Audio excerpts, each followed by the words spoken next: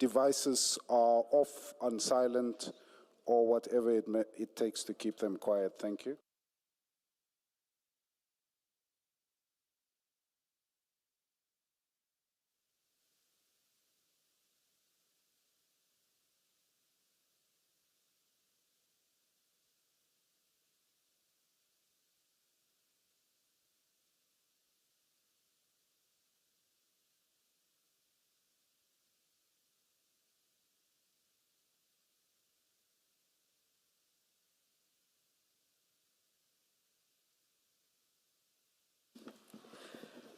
Good morning, Mr. Law. Who's leading the witness? Advocate. Oh, thank you. Thank you.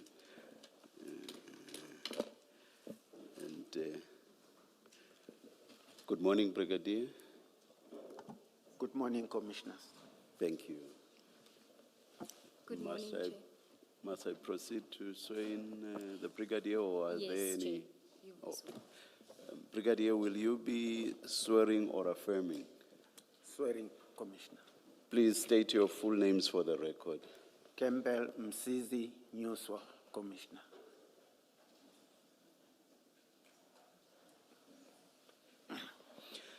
Do you swear that the evidence you are going to give is the truth, the whole truth, nothing but the truth? If so, please raise your right hand and say, "So help me God." So help me God. Thank you, Brigadier.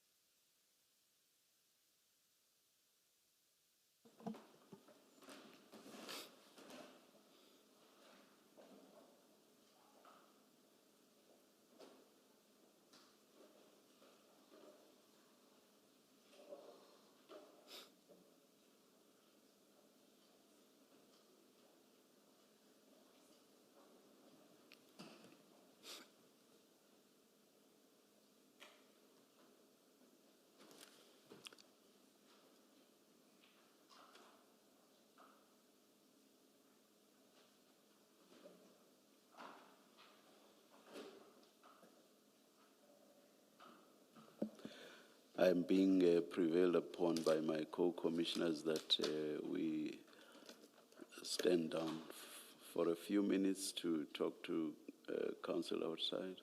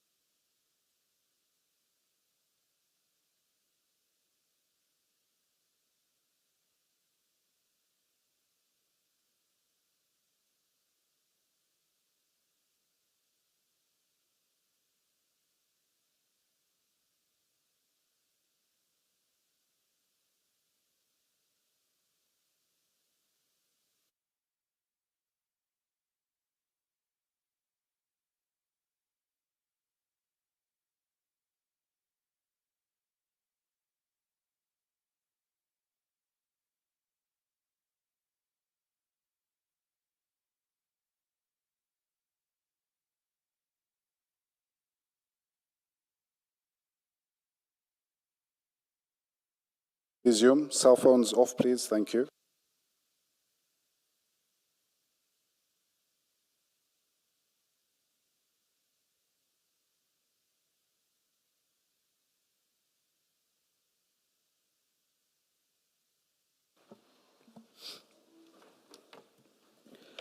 There was initially an application for the hearing to be in camera.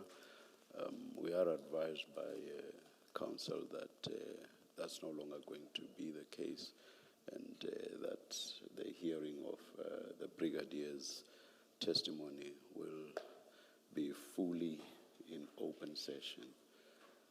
You confirm that, Brigadier? I confirm, Commissioner. Thank you. Thank you, Chair. Chair, before we begin with the Brigadier statement, if I could just give some context as to the statement that he will be reading into the record or dealing with as part of his initial evidence. The Commission had sent Rule 3 notices to the Brigadier, and 3 notices, and in respect of those notices, he submitted 3 statements where he responded ad seriatim to each of those statements. When we consulted with him at the time that he was supposed to initially give evidence, he indicated that he was not aware that he could ask for assistance insofar as preparing a statement for him is concerned. We then consulted with him and assisted him with a statement to consolidate the 3 statements that he initially submitted as ad seriatim responses to the Rule 3 notices. That notice has been, that statement was produced over the weekend, and the commissioners have it as the first statement in your bundle, which is Brigadier Nyuswa's statement bundle. The purpose of that statement is really to just consolidate those 3 statements, but also for him to put forward his version in the manner that he would have wanted to had he had the assistance from the beginning. And he will then give his evidence. So that the main statement that will be read is the statement that is before you now as the first statement in that bundle, but the other 3 statements should not be ignored to the extent that the first statement doesn't deal with some aspects that those other statements dealt with pertinently. But we will get to that when he is done with this main statement. And that statement appears at page 1 to 19. So does this mean we go by this statement, the 24-page statement? Yes, Chair, it's from page 1 to 19 is the statement. It was signed, and then there's an annexure which is from page 20 to 25, which is his SAP 96. So that's what you'll be leading him on? Correct, Chair. 1 to 19? Yes. I've read 1 to 24. My apologies for that, Chair. The statement was produced only this morning by the Brigadier. He had some amendments that he wanted to make to the statement, and unfortunately, because he was traveling last night, couldn't get it to us in time. So he was only able to sign it. It's the statement that's signed the 17th of June, 2026. That's the statement that he'll be going through. Thank you. We may start then. Thank you. Brigadier, you have the statement in front of you that you signed this morning. Can you please go to page 19 of that statement and confirm that that is your signature that appears on page 19? I confirm, Commissioners. Okay. Do you confirm that the accuracy and correctness of the statement, the contents of the statement? I confirm, Commissioners. And then just to place on record that when we get to the conclusion, you had indicated that you wanted to read something into the record that's not contained in your statement. That's correct, Commissioners. Thank you. Can we then start on page 1? Also, just flipping through this one, the 1 to 19, it looks like it doesn't have the add paragraph as does the 1 to 24. Correct, Chair. So that he wanted to put it in a more narrative form to tell the story as opposed to the manner in which he had done it. So that's really the purpose, and it does state it in paragraph 3 of the statement what the purpose of the statement is. Or it will make going through it much smoother, because looking at the 1 to 24.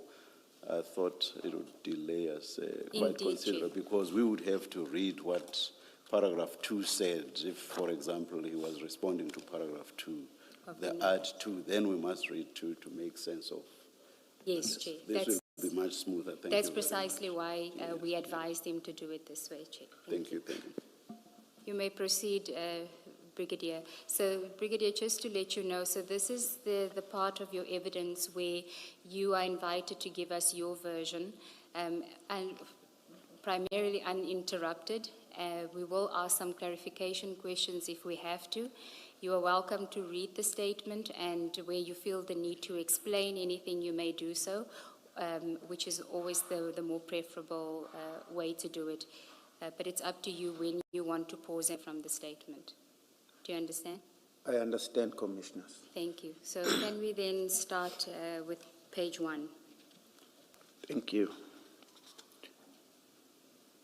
I, undersigned Campbell Msizi Nyuswa, do state as follows. I am an elder male, brigadier in the South African Police SAPS.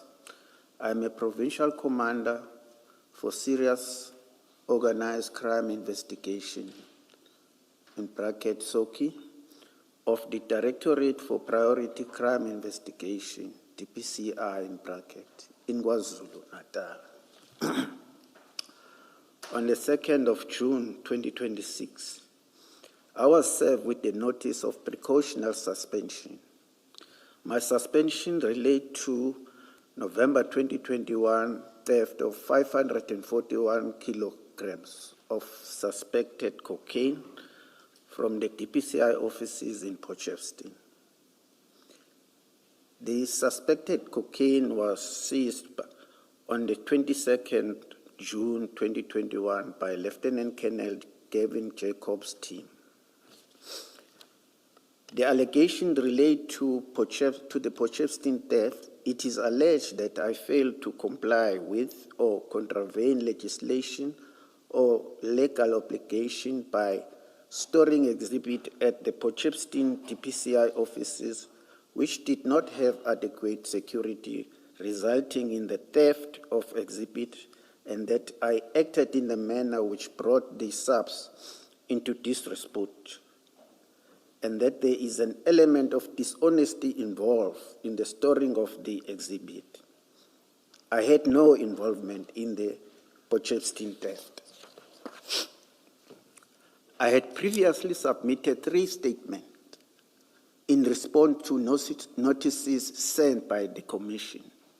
The purpose of this statement is to consolidate those statements and give my version to the Commission in a comprehensive manner. My background. I joined the police SAPS in 1987 as a trainee at the Police Training College in Hammanskraal. In December 1987, I was posted to the Special Guard Unit in Port Edward as a constable. Port Edward is in KwaZulu-Natal. My career in the SAPS include a transfer to the Murder Robbery Unit in Potchefstroom in 1998 and a promotion to a rank of a captain in 2000. In 2002, I was transferred to Detective Services in Scottsboro, and in 2004, I was appointed Unit Commander for Organized Crime Unit in Potchefstroom. In 2009, when the Directorate of Special Operations, DSO, known as Scorpion, was dissolved and was replaced with the Directorate for Priority Crime, DPCI, known as Hawks, the Potchefstroom Organized Crime Unit, where I was the unit commander, was incorporated into the Potchefstroom DPCI. I remained the unit commander at Potchefstroom DPCI with the rank of a lieutenant colonel until 2013, when I was requested to assist at the provincial office in the serious organized crime section as a coordinator. In January 2017, I was seconded to the Crimes Against the State, CATS, unit at DPCI head office in Pretoria, reporting to Brigadier Nyuswa. The CAT section, he was a CAT section head. In March 2017, I was promoted to a rank of a colonel and appointed unit commander of Soki in Klerksdorp, that is in Northwest. But I ultimately did not take up that post because I was too busy with CAT matters and could not move at the time. In July 2018, the DPCI National Head, Lieutenant General Lebeya, transferred me to DPCI Serious Organized Crime Unit in Durban. I was reporting to the late Colonel Mlaba, who was the acting unit commander.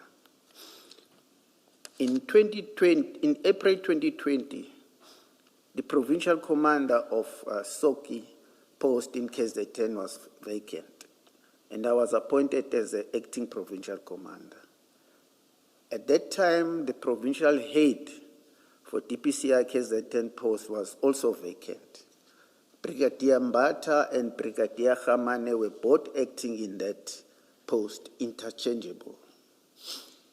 Later that year, in August, I was promoted to a rank of a brigadier and appointed provincial commander, Soki. The same post I was acting in April 2020. Major General Sinona was appointed the provincial head of DPCI KZN in August 2020, the same month as my permanent appointment as provincial commander, Soki. In 2021, I reported direct to Major General Sinona as one of the 3 provincial commanders.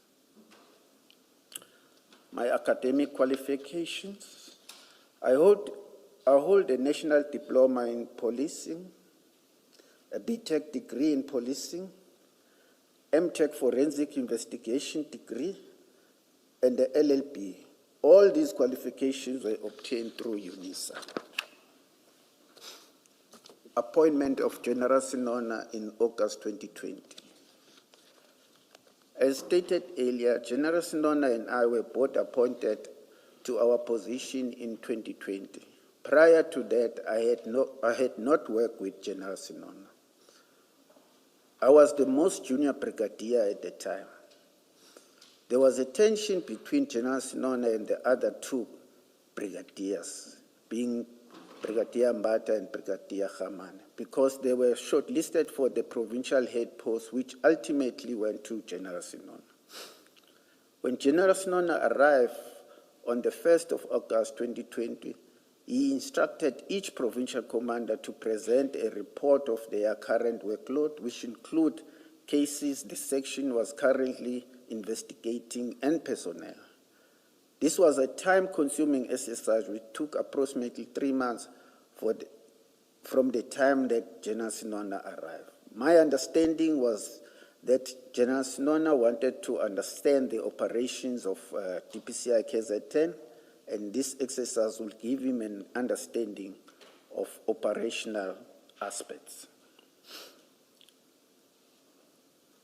When the exercise was completed, General Sinona informed the section commanders, I should say the provincial commanders, that he intended to align the DPCI KZN. He did not explain what this meant. General Sinona was not someone who could consult when he made decision. He will make the decision and expect everyone to fall in line, even if the decision had an impact on the working of your section as a commander. One such instance was when he moved members around as part of his alignment of the DPCI KZN. Another example was when he moved a colonel from my section in 2022 or 2023. This colonel was appointed as my section coordinator, assisting me with coordinating report and successes for the Soki section. Soki section is the busiest section, and this colonel was an integral part of my team. General Snona transferred the colonel to Priority Crime Specialized Investigation, PCSI, Asset Forfeiture Investigations, AFI. He was moved without consulting me. PCSI already had a colonel in charge of that section, which meant that the section now had 2 colonels and I had none. I had to find another coordinator. I ended up with a lieutenant colonel who had to be trained for the position. This is an incorrect perception. There is an incorrect perception that I am General Sinona's guy. I suspect it's because we were appointed at the same time to the province. However, I had no dealings with General Sinona prior to August 2020. When he was appointed the provincial head, our relationship was strictly that of a senior and a junior colleague. I had never been to his home, and he has never been to mine. I have never socialized with him outside work. For transcription purposes, I just want to indicate that you have Guy in inverted commas or quotation marks. There is an incorrect perception that I am General Sinona's open quote Guy, close quote, full stop. Thank you, Commissioner. You may continue. I do recall that he invited the DPCI management to his father's unveiling ceremony in 2021 in Pretoria, which I attended as I was in Gauteng that weekend.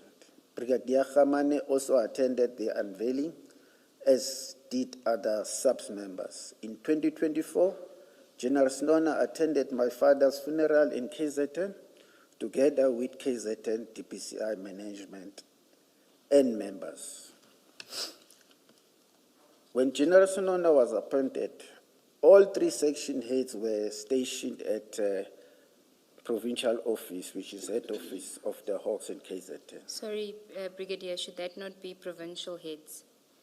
All Provincial 3? commanders. Yes, provincial commanders. Yes. I got the sense that General Sonona felt that Brigadier Mbata and Khamane were undermining him, and that I was the more respectful of the 3. I think this is because of the 2 brigadiers were shortlisted for his post. I recall that in 2023, when Brigadier Khamane retired, he did not attend his farewell function. And it was said, although I do not know the fact, for the fact that the reason for his non-attendance was the strained relationship with General Snow. It was not unusual for provincial commanders to be based at the provincial office, although the preference is to be based where your team is based. However, in 2023 and 2024, when the other brigadiers retired and replaced as provincial commanders, General Snona stationed those provincial commanders elsewhere, and I remained at provincial office. This may have also created the impression that I was close to General Snona, but I was not.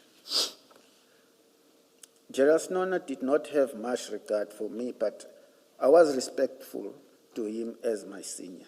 As the provincial head, he felt that he could bypass me and give me instruction direct to my members without informing me. In September, Sorry. And where was your team based? Because you say that provincial commanders, the preference would be to base them where their team is based. that's correct. And that the replacements of the 2 brigadiers who retired were where their teams are or were based. So where was your team based, or where is your team based? Commissioner, I have one office in Durban, but not in the provincial office. It's in Victoria Embankment, Where is your team based? in that office. But I'm still coming to that, Commissioner, on my statement, because I've got more offices throughout KZN. But there is one office in Durban, in Victoria Embankment.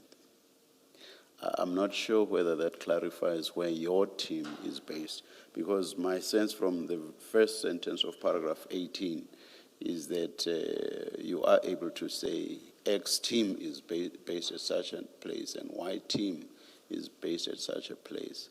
So that's why I want to have an idea of where your team is based. Are you able to say, I'm not asking about, you are referring to several offices that you have. I'm not asking about that. I want to know where your team is based.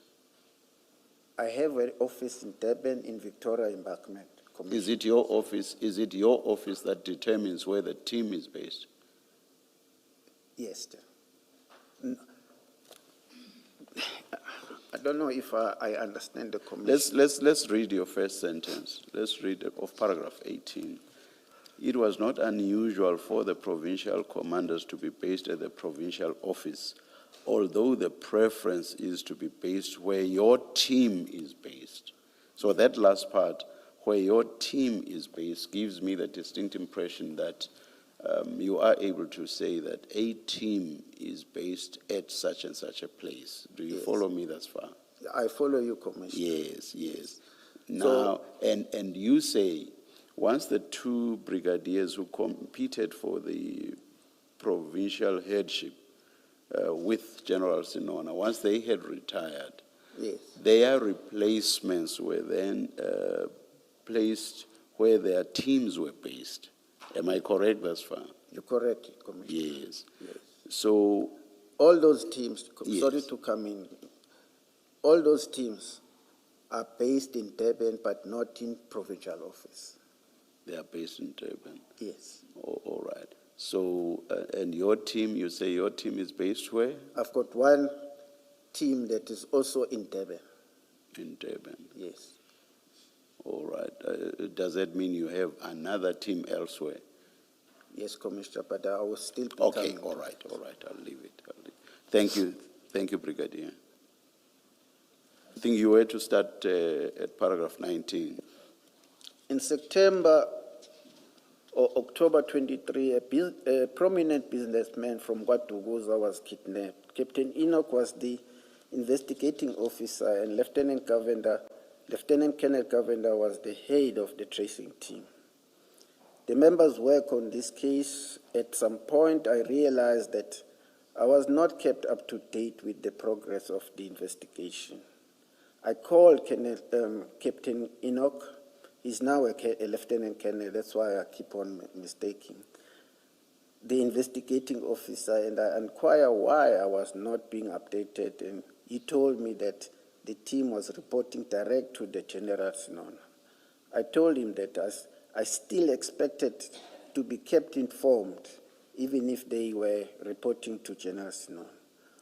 Following the investigation, 2 Mozambican nationals and a policeman were arrested relating to kidnapping. One of the suspects was Mr. Nangi.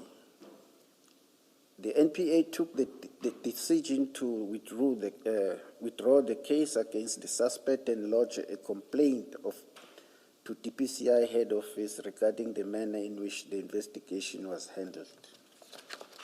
General Sinona, Lieutenant Colonel Govender, other member, and I were charged for misconduct, and the disciplinary proceedings are not yet finalized. Apart from the above disciplinary action and the precautionary suspension relating to Potchefstroom, I do not have any other disciplinary matters. What were you charged with in connection with the kidnapping investigations? The misconduct was that we failed to manage the case. As a result of that, it was withdrawn by the NPA, because NPA also wrote a letter, a complaint to head office stating the reason why the matter was withdrawn. Yes, please continue. Thank you. Serious organized crime section duties as a provincial commander. My duties, amongst others, are to ensure that project and major investigations are conducted by serious organized crime sections against identified individuals, so-called high flyers and criminal groupings and syndicates.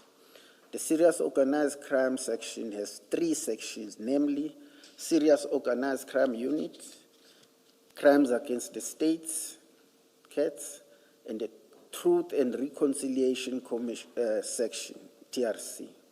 TRC is staffed by contract workers, members that are retired and apply again as contract members. In Soki, there are 3 units, namely, I should say sections in Soki. There is a National Priority Violent Crime, NPVC, South African Narcotics Enforcement Bureau, SANAP, and Economic Protected Resources. Each unit has a unit commander and a team leader. The team leader reports to the unit commander, who reports to me as the provincial commander. In KZN, there are 5 Soki units.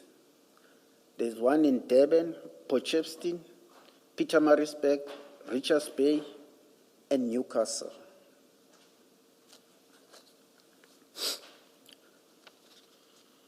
SANAP Caesar on the 22nd of June 2021.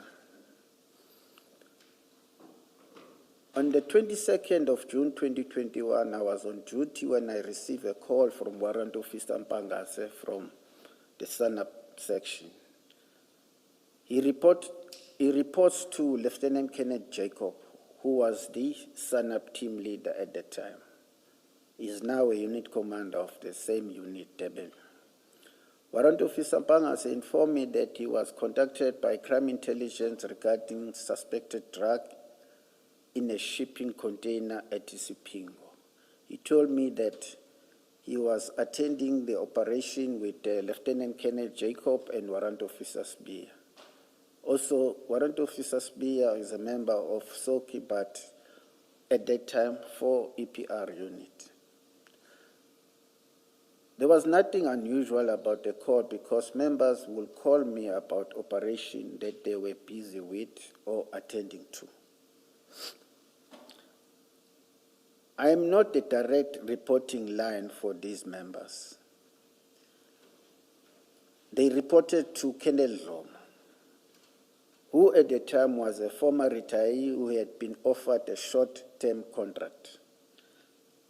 As stated, Lieutenant Kenneth Jacob was the SANAP team leader, but he was also an EPR team leader. Whereas my expertise was murder and robbery and police murders, Lieutenant Kenneth Jacob's expertise was drugs investigation. When I joined as the provincial commander of Soki in 2020 August, Lieutenant Kenneth Jacob was already in SANAP. In fact, he is a former DSO member, and when he came to the police, he was already working at SANAP.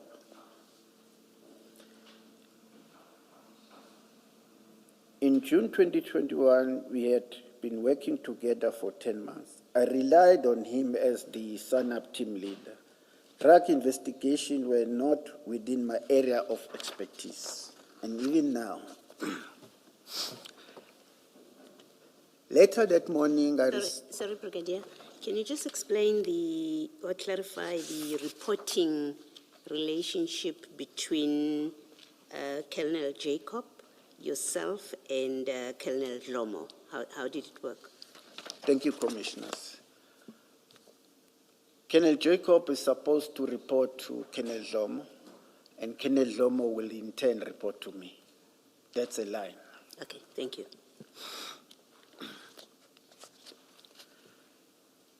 Later that morning, I received a call from Lieutenant Colonel Jacob informing me that the team searched a container at Isipingo container tap and found 27 black bags containing bricks suspected to be cocaine.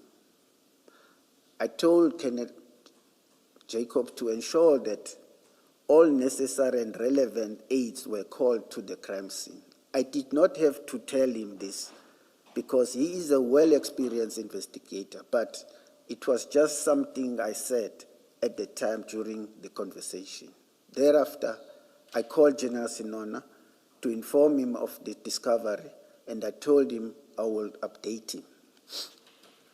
A while later, perhaps shortly after noon, Lieutenant Colonel Jacob called me and told me that the team encountered a problem at Isipingo who would not allow the exhibit to be stored at Isipingo police station. He also told me that he had exhausted all avenue. By this, I understood him to mean that he had contacted the nearby police station to store the exhibit and had been unsuccessful. I told him I will try to find space somewhere and I'll call him back. I contacted Brigadier Madlanga and Colonel Nyuswa of the Forensic Science Laboratory in Amanzimtoti to find out if they had space to store the exhibit. I do not recall if I got hold of Brigadier Madlanga or if I did. And he may have told me to call Colonel Nyuswa, but I do recall speaking to Colonel Nyuswa that afternoon. I asked her if FSL had a space to store the exhibit, and she said they did not. I was not aware that Lieutenant Colonel Jacob had also called FSL because he did not tell me. He only said that he had exhausted all avenues, and to me, that just meant the local police station. Brigadier, where is Colonel Zomo in all this process? I understood that in your response to Commissioner Baloyi, you said Colonel Jacob reported to Colonel Zomo. But here he's now calling you directly and you are taking all these steps. Where is his immediate supervisor in all this process? I understand, Commissioners. He was at the office, but he was never consulted because I think they felt that he did not know much about the operational matters because he was a retiree coming back to work again. What confuses me is you emphasize that you are not the direct line. They don't report to you. They report to Colonel Zomo. Yes. But now it seems like on this matter, they did not regard Colonel Zomo as somebody they should speak to. You were there for the purposes of this operation. You were, in fact, the person they reported to. I admit, Commissioners.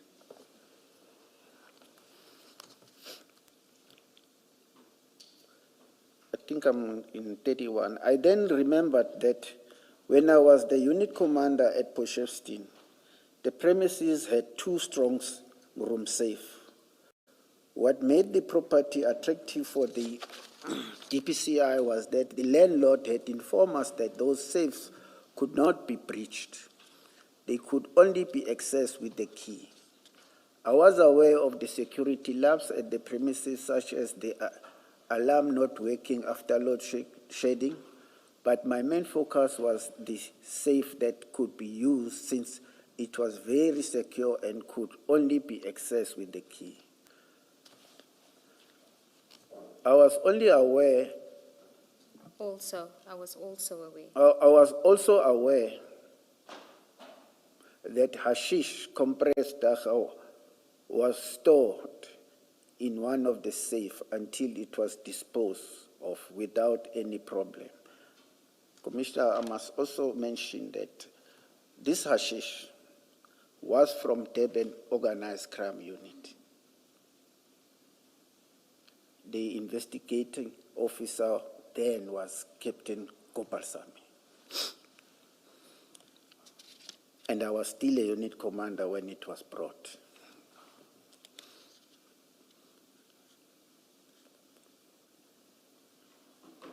In 2018, all men tablets were seized at the large clandestine laboratories in Harding and was stored in the same safe until exhibit were disposed of without incident. I called General Snona and informed him of the dilemma and suggested a strong room at Potchefstroom premises. He agreed and instructed me to instruct the acting unit commander at Potchefstroom, Lieutenant Colonel Princeton, to prepare the safe for the exhibit. General Snona also instructed me to instruct Lieutenant Colonel Princeton to get the spare key to the safe from the supply chain management. Thereafter, I called Lieutenant Colonel Princeton and instructed him to prepare the safe.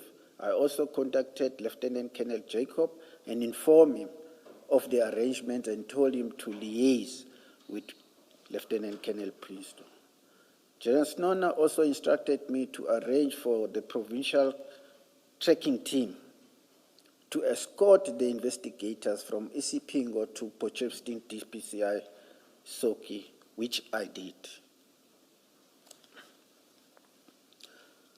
A while later, at approximately 1500 hours, General Snona instructed me to go with him to Isipingo to oversee the operation.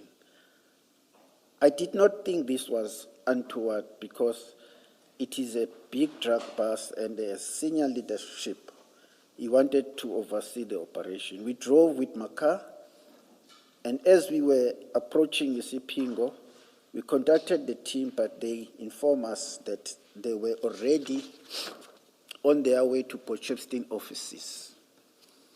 We changed course and headed to Potchefstroom. Upon arrival, the exhibit had already been placed in the strong room, and I could see that they were still in the 27 black bags. Warrant Officer Mpangase and Spear were present. I asked Warrant Officer Mpangase why the exhibit were not in the exhibit bags. He informed me that Isipingo SAPS did not have exhibit bag, but that the exhibit were entered into the Isipingo SAPS and booked out again. This was a concern for me because as an investigator, I knew that the chain of custody must be preserved. However, since I was informed by Warrant Officer Mpangase that Warrant Officer Mpangase had remained with the exhibit throughout, the chain of custody was preserved. I accept now that once the team left the crime scene without the exhibit being placed in the exhibit bag, the evidence was already compromised. However, at the time, I told Warrant Officer Mpangase to ensure that the exhibit are placed in the bag and entered into the SAP-13 to preserve the integrity of the evidence. The strong room was locked, and the General Snona asked that both set of keys, original and spare keys, be given to him. Warrant Officer Mpangase gave both set of keys to General Snona in my presence. At the time, it made sense to me that the provincial head should take the keys because this was a big drug bust, and who better to have ownership and responsibility over the keys than the provincial head, especially since the safe could not be accessed without the keys. The following day, 23rd of June 2021, General Snona called me and told me that to inform Lieutenant Colonel Princeton that Warrant Officer Mpangase will be going to the strong room to take samples of the exhibit. I called Lieutenant Princeton and relayed the message. I was not sure why the sample will be taken because it is not my area of expertise, but I knew that Warrant Officer Mpangase, as the investigating officer, will have to place the exhibit in the exhibit bag and book the exhibit into the SAP-13. I had no further involvement with the exhibit because it was the investigating officer's responsibility to ensure that the exhibits make their way to the FSL and that the investigation is finalized so that the exhibit could be destroyed. in July 2021, my vacation leave was cut short by the widespread civil unrest. General Sinona informed me that General Lebiya wanted me to come back to deal with the civil unrest, which I did, given my experience in CATS. I headed the CATS team, tasked with the identifying the instigators of crime and working closely with the Director of Public Prosecution Office. I will give General Sinona regular progress report in the investigation. I was working with the CATS team on a daily basis. I had very little involvement in other cases at this time. I must also add here, Commissioner, that as a result of these cases, Head Office also gave us 4 members from the provinces which were not affected by this civil unrest. We had a sergeant from Eastern Cape, a sergeant from Limpopo, a warrant officer from Free State, and a lieutenant colonel from Northern Cape. These members, they remain in KwaZulu-Natal until the latter part of 2023, because these cases were very, very, very hard to solve. It wasn't like a daily crime that we were solving. We were going through the data, looking at the messages that the people had posted. There were emojis, and us as police officers, we didn't know what the interpretation of the emojis. I had to go to CSIR, the security section department of them, and asked the head to interpret, to find someone to interpret the emojis, and they assisted us. And there were a lot of other things. We had to get the social media experts to give their expert opinion on what data that we have found. And we were working very closely with the DPP. And we were reporting on a daily basis to the provincial, to the national head. The meeting will start at 4 o'clock and we'll finish whenever we finish. It included NPA, DPCI, General Detective, as well as Crime Intelligence. And we will also get the tasking from that meeting.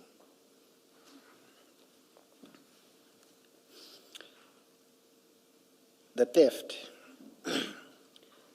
Sometimes late in October 21, while I was on leave, I received a call from Lieutenant Colonel Prinsloo, who informed me that there was an attempted break-in at Potchefstroom DPCI premises. For the first time, he voiced concern about the safety of the suspected cocaine exhibit in the strong room. Although I was too concerned, I thought the drugs would be safe because General Sinona had the keys and the safe could not be breached, and certainly not without being detected. And what do you mean for the first time?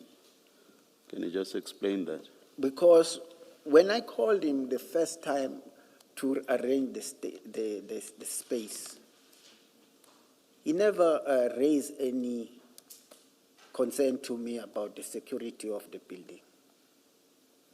But when I... The building? Of the building, as well as the safes. If I'm correct,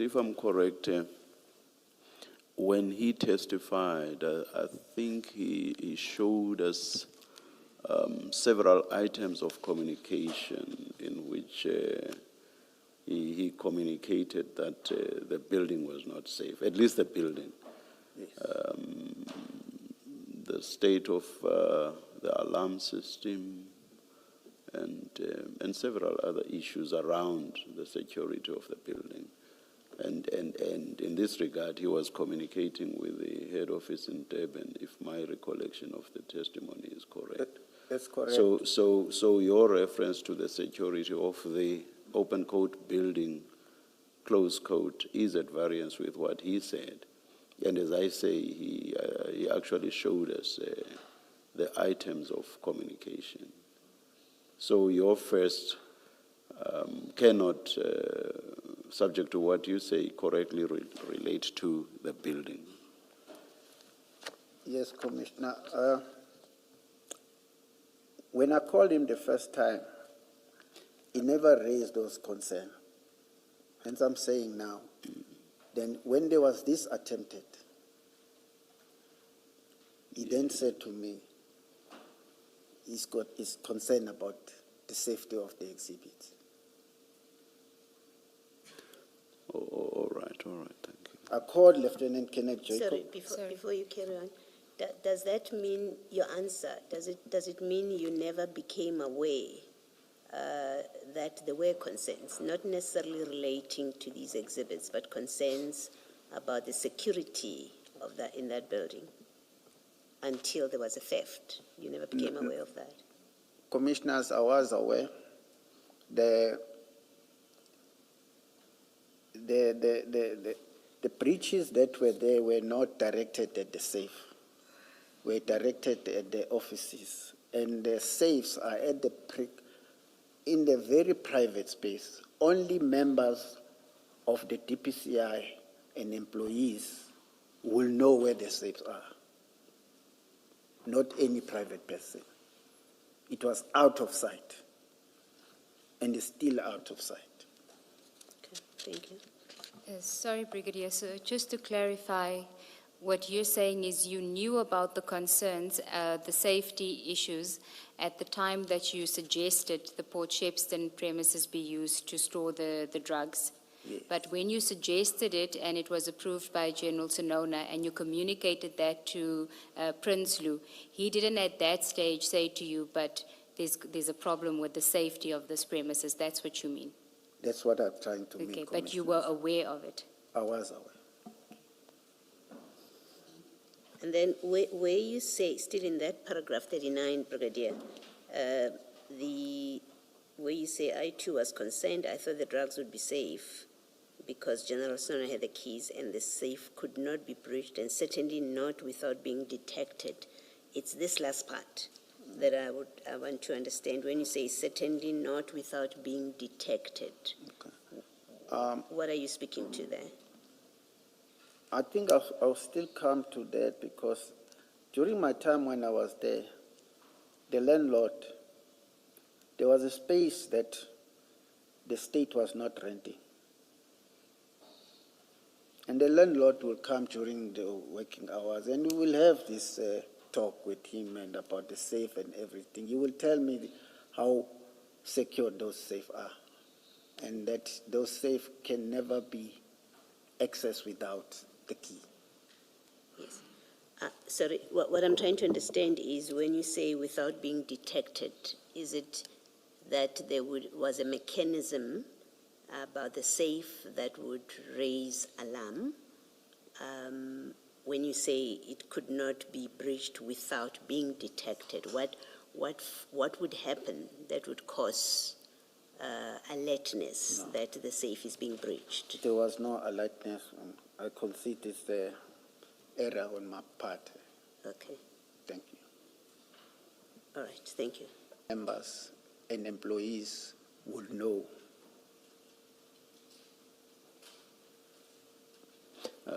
I hope this will not sound as if I'm probing, but seeing that you were aware that there were security concerns about, certainly about the building itself, so that should mean that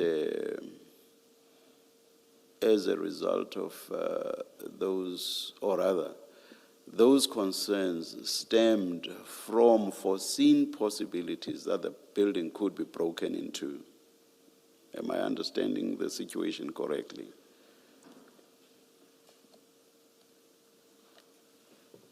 At that moment, commissioners, I'm talking about the building now, not the safes. yes, commissioners. So you agree to, Yeah, I do agree. yes.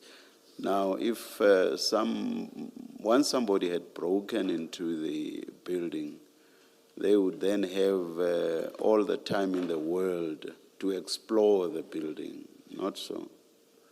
It's true, commissioners. And in so exploring the building, they could easily, or if not easily, but eventually find the safe or safes, correct? It's true, commissioners, but also in that building, there are other very important documents. Yeah, I'm just focusing on the safes and your point about Detection. and your point that it would not be easy to detect the safes. I've just established now if somebody has broken into the building and once inside they have time to walk around and that they may eventually find the safes. You have agreed to that. I will leave. I agree, but also, yes. Commissioner, I want to add, there were two safes next to one another. Yes.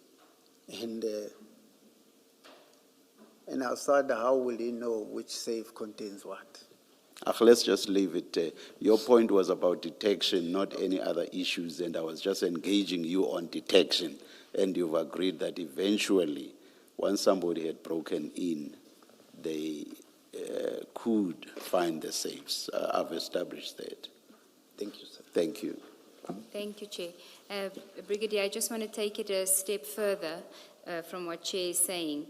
You specifically say that your understanding was that the safe could not be breached and certainly not without being detected, meaning that if it was going to be breached or an attempt was going to be made to breach it, the person would be detected. You would be able to detect them whilst they are in the process of trying to breach the safe without the key.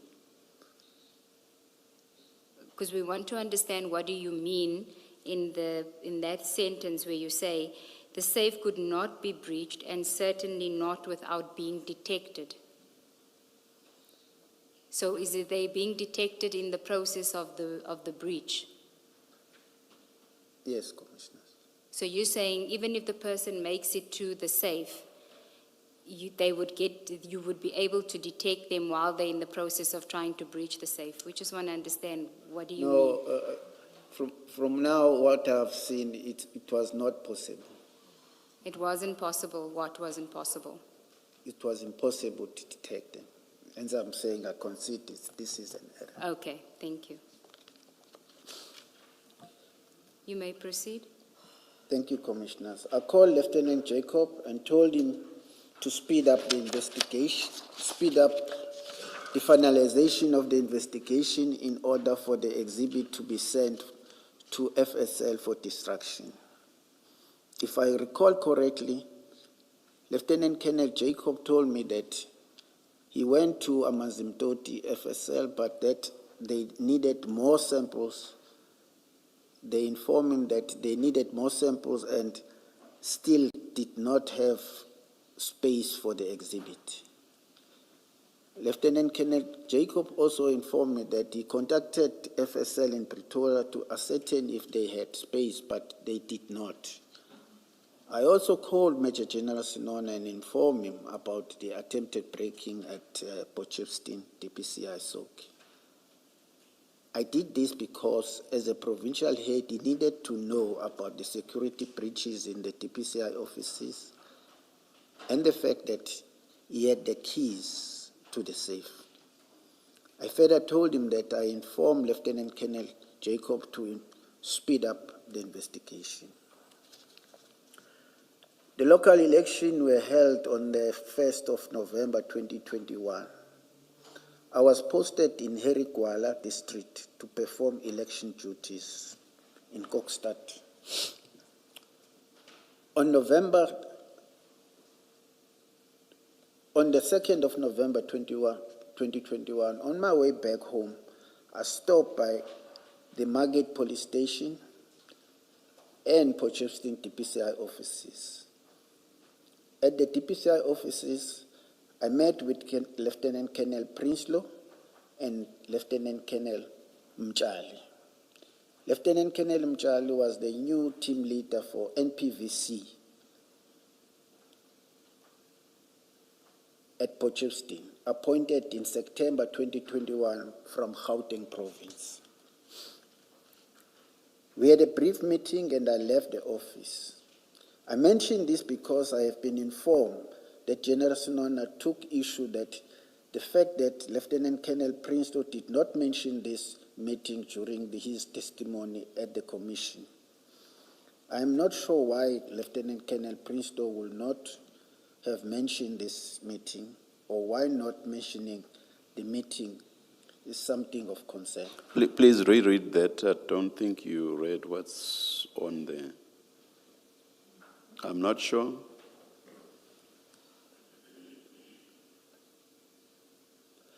I'm not sure why Lieutenant Princeton would have to mention this meeting, or why not mentioning the meeting is something of concern.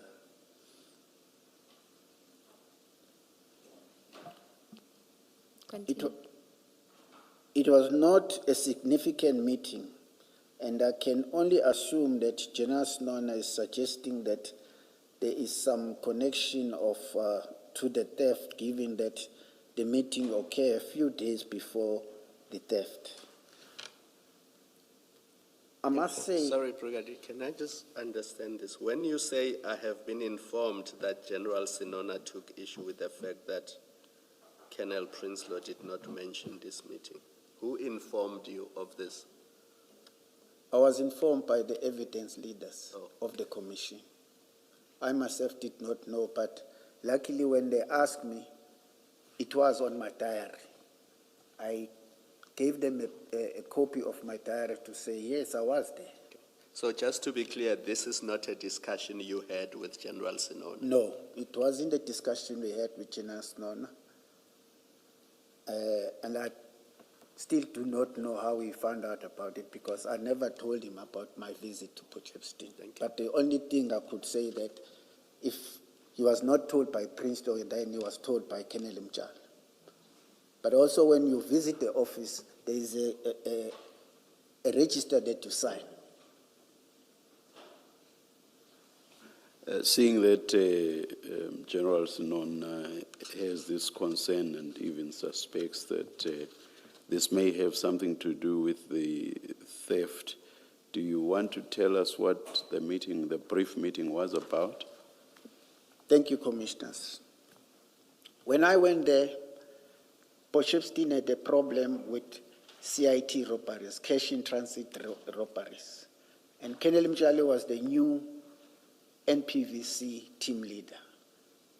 I wanted to talk to them because I came from Herikwala, and Herikwala is one of their policing areas. I wanted him and Colonel Princeton, because they were having, there's a meeting that we have which is called CIT meeting, cash in transit meeting. We invite the stakeholders and we talk to them.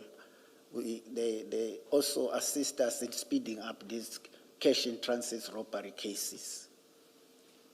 So I wanted them to start engaging the district commissioners, one at Herikwala, which is the area of Potchefstroom, DPCI, and one at Ugu, so that they can sit and find solution to the problem, because the vehicles were attacked coming from Kokstad on that road to Potchefstroom, especially in the afternoon. And that happened, and it really decreased the number of CIT in Potchefstroom for a while. And also, we discussed about the manpower. It's also in my diary, but I said human resources. Because when I was there, we had a staff of about 40, including the support services. But then, when in 2021, there were less than 20. And course is Lieutenant Colonel Prinsloo. I call him by first name because we work with him. I met him when he was a warrant officer in 2004. So he expressed concern about the personnel that they don't have members. And I said I will look into that if there are posts available, but they must also try and recruit members around Potchefstroom to apply into the DPCI, because you cannot just take a person and bring it in. That was the meeting about.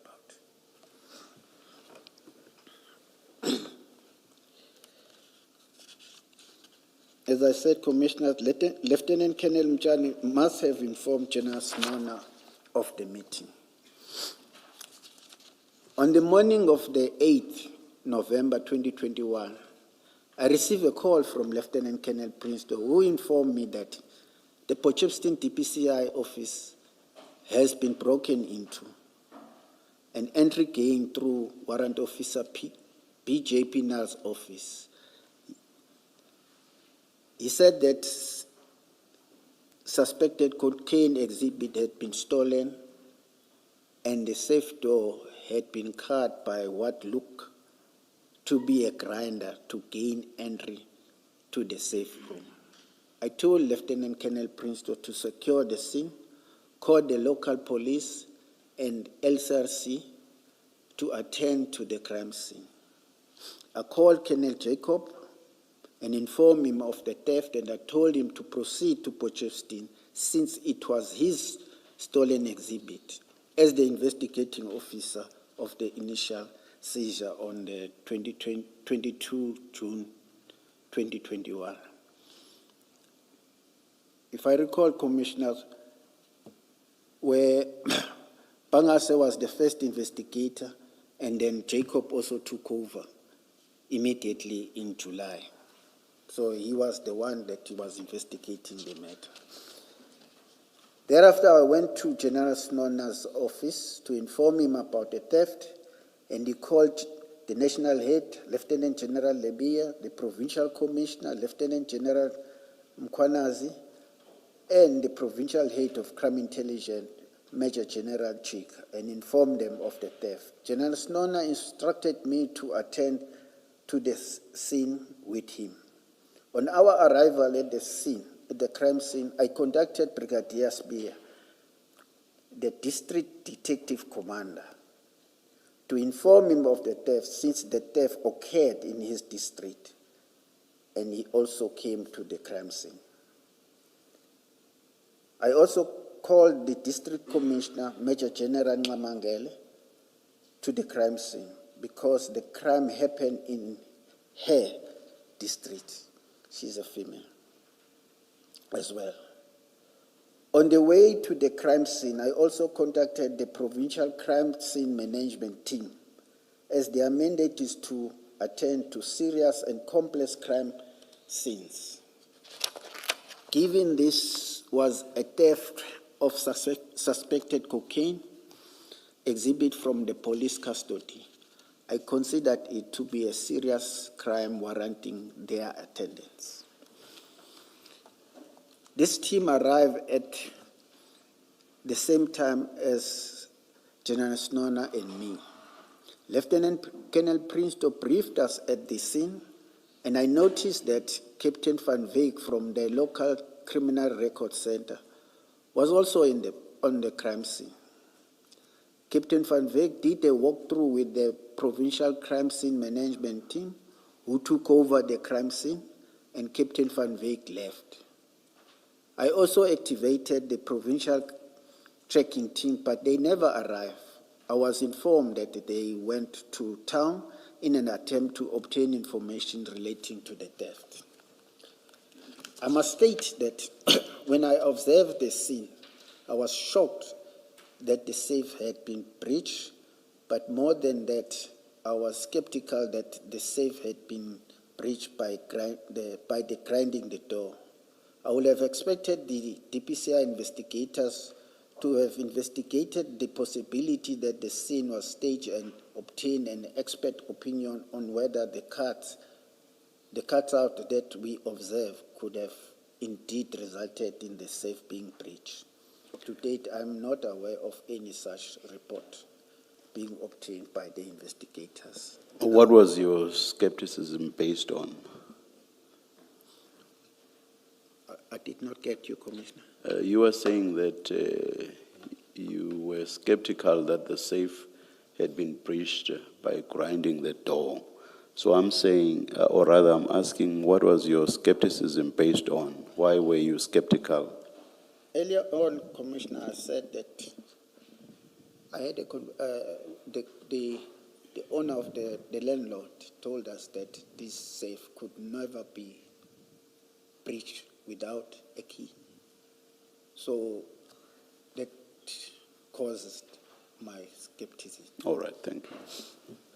What is your suspicion? Because now you leave us guessing. I don't think you've quite answered Chair's question. Because you are saying you are skeptical that it could have been breached this way. So you might still be coming to it later, I don't know. But what is your suspicion? Because you say also here that you believe that it was staged. I suspected it to be staged because I was under the impression that those strong rooms can never be accessed without a key. Had the owner ever explained this view? Yes. He used to come to the office, we will talk. He was an old man, very friendly. Did he explain why he said?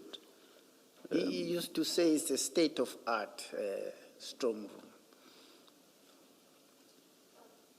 But then I would have expected that this needed to be investigated further so that what the landlord said can be proved or disapproved. All right, all right. Can I ask a more direct question? Is it your suspicion, let me not call it a belief, is it your suspicion that the safe was opened first and the grinding happened after? Because reading between the lines, that's what it looks like you are saying here. And I could be wrong, so I need you to clarify that. Commissioners, I'm not an expert. Hence, I'm saying, if we can get people who are expert in safes, they can clarify that. Answered me, thank you.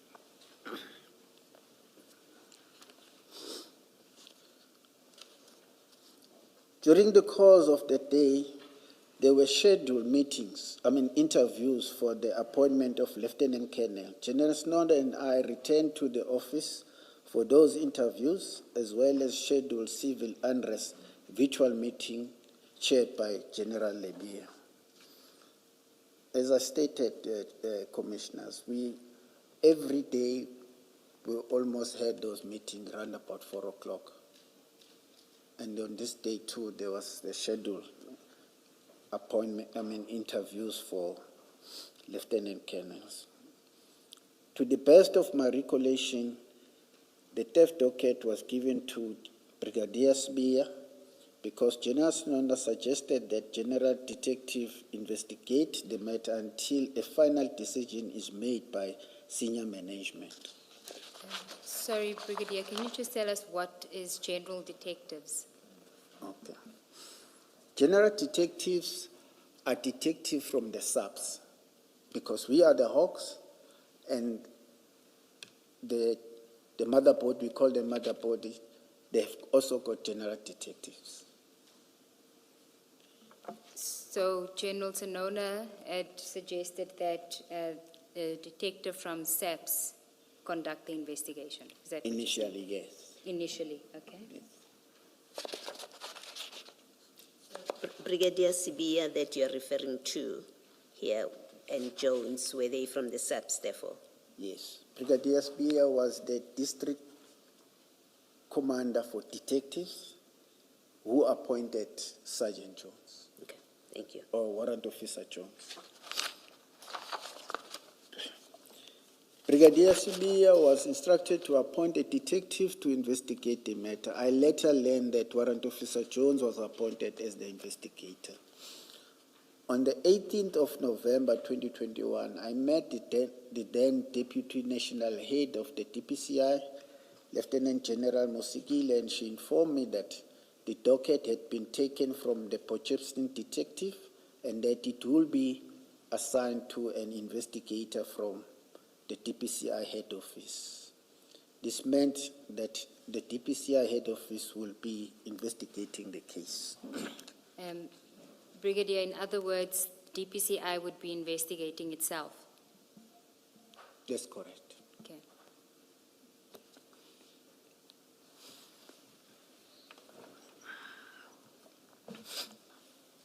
Thereafter, I was introduced to Colonel Mojela and Captain Mashao as the investigating officers. Colonel Mojela used to work with General Snona at Gauteng DPCI.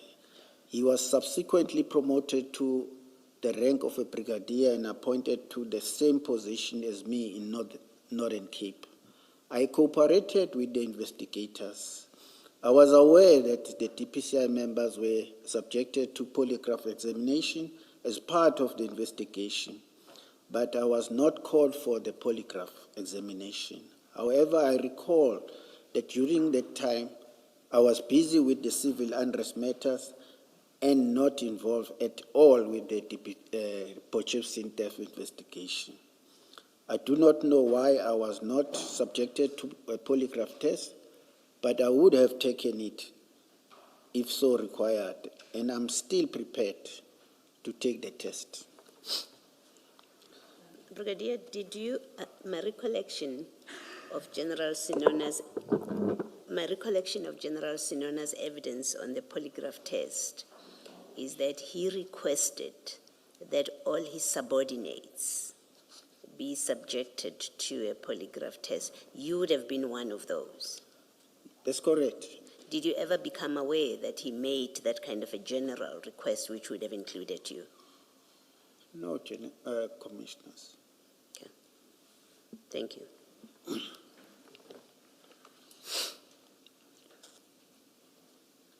My top secret security clearance was due to expire at the end of September 2023.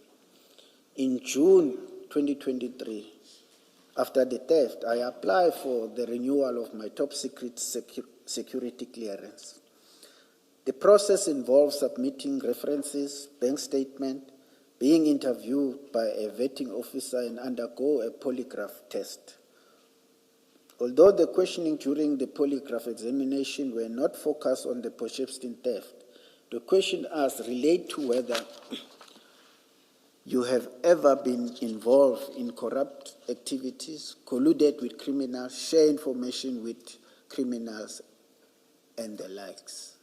I passed the polygraph test and I was issued with my new top secret clearance certificate in March 2025, as it is evident from my updated SAP 96, not 69, attached here too. I think from page... Please repeat that correction. Instead of 69, it's 96. Oh, thank you. From page 20 onwards.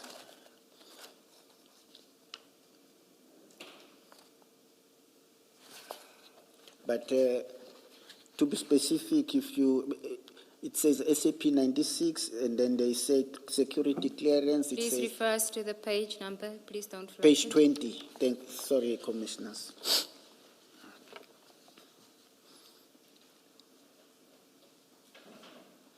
Yes, Brigadier, you can tell us where you want to refer us to. Okay, it has all my details, and then at the last, there's a security clearance. There's a 4 top secret. And then the clearance date is 2025-03-04. It means that is the date it was issued. Thank you.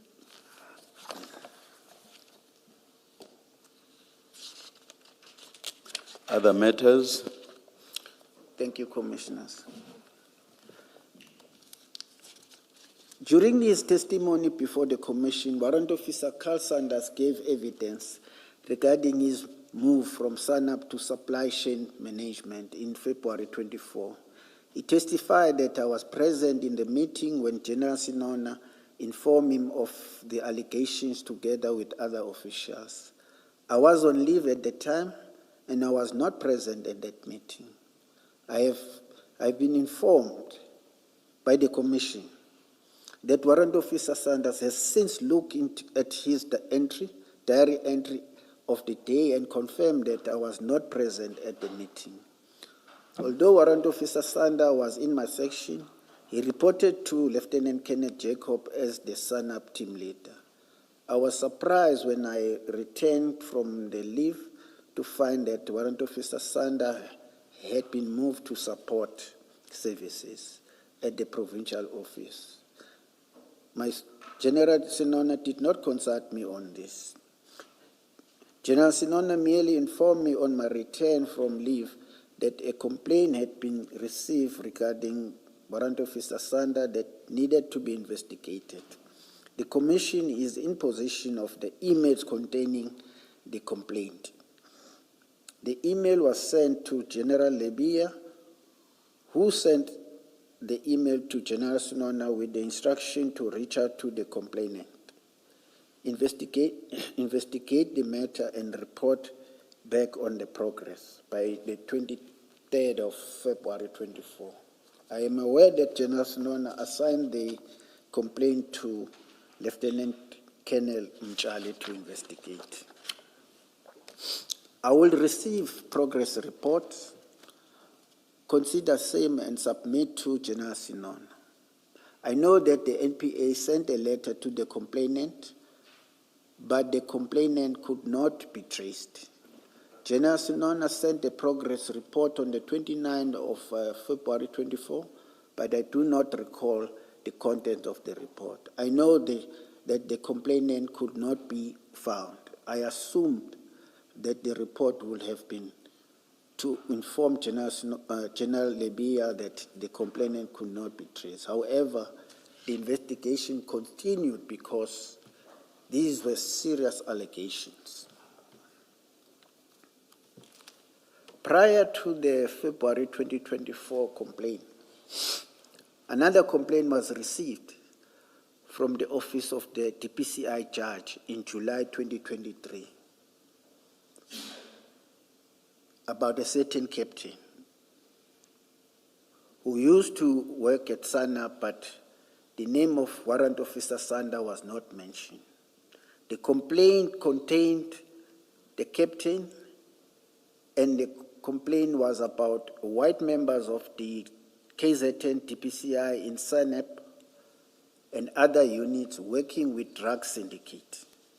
Lieutenant Kenneth Jacob and Lieutenant Kenneth Dwarika were assigned to investigate the complaint, but to date, there has not been no outcome. I do not know whether the complaints were genuine or orchestrated. I must say also, I have submitted this report to the Commission. It's a very detailed report with pictures. Brigadier, what is a DPCI judge?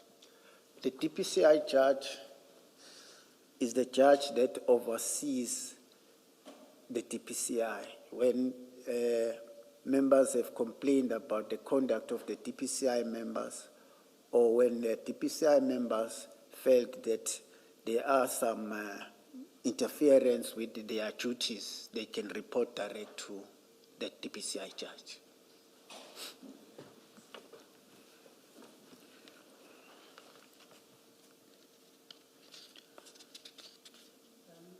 Brigadier, when you say there in the very last sentence that you do not know whether the complaints were genuine or orchestrated attacks, but you also say, the last thing you said was you've submitted a report with pictures, which is confusing in the light of what you say in that very last sentence. Can you just explain that? I say this because these complainants, whenever the both of them, when The investigators tried to reach out to them.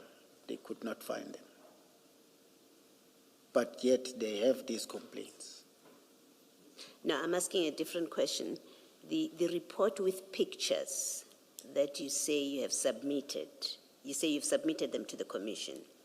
That's correct, Commissioner. That report and pictures, do they bear out the complaint, these allegations against these officers? Yes, They do? that's correct, Commissioner. Okay, thank you. Just to clarify, Brigadier, you're not referring to the report, you're referring to the complaint itself. The complaint itself has pictures. There is no report that has been submitted to the Commission. You gave the Commission the complaint, which contains the pictures.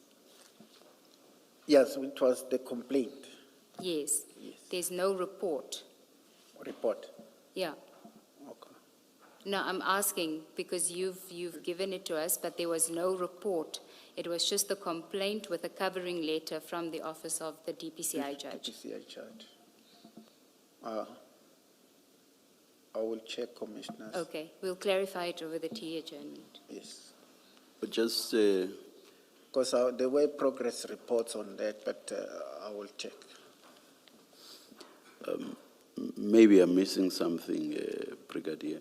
In response to Commissioner Baloyi, you say it appeared as though there was substance in the complaints.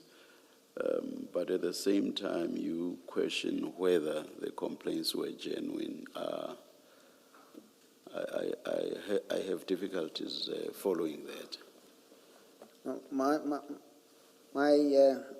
My take on this is that these complainants were not willing to come forth.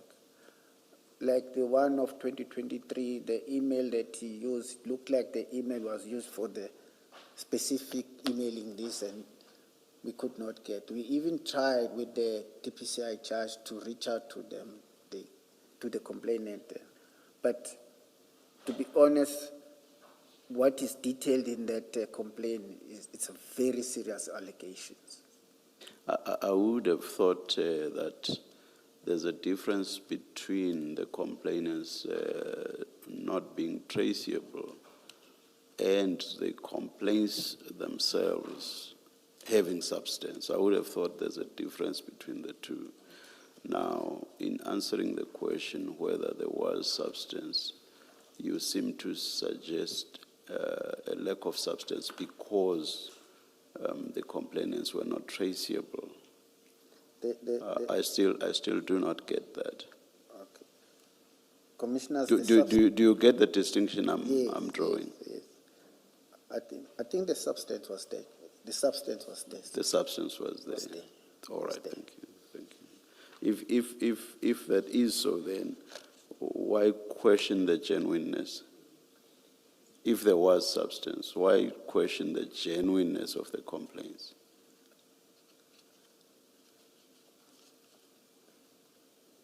Maybe I wrote it because of us not getting hold of them, but there was substance. All right, thank I you. will retract the latter part, Commissioners. The genuine, whether the complaints were genuine or orchestrated. Oh, all right. Also, so you're basically saying you are withdrawing that part that questions the genuineness. Yes. All right, thank you. Yes. Thank you, Chair. Maybe one last question on this. This captain and the other members, were they removed from their position? Is there any action that was taken? We know with Warrant Officer Sender that when the complaint was received, he was removed from his position. What happened with these? The captain was already out of the Senate, and he was a partner of, while he was in SANAP, was a partner of Warrant Officer Sanda. And for the record, you say this latter complaint did not concern him, that is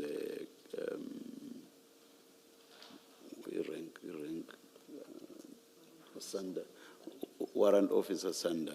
The latter one that we're debating now, you you are saying it did not concern Warrant Officer Sanda. Commissioner, I would say he was not mentioned Yes. in the report, in the complaint, but indirectly when you read, you could associate him to that, but his name was never mentioned. All right. Thank you. Thank you. And the other white members, because you speak of the captain, and you say the complaint was about white members, were any members in addition to the captain? And reading between the lines, you say Sanda, Warrant Officer Sanda as well. But these other white members, were any other members mentioned by name? No, they were never mentioned. The complainant just mentioned one person. Okay. Thank you. And Brigadier, just to clarify on the progress reports that you were referring to, those progress reports, were they able to verify the allegations made in the complaint? The matter is being investigated, and the photos of the people, it appeared that some of them, they had previously been investigated by the DPCI for drug trafficking. No, my question was the complaint that was made, were you able to verify the allegations in the complaint as part of your investigation to date? Commissioners, at the moment, I cannot answer that question. Okay, thank you.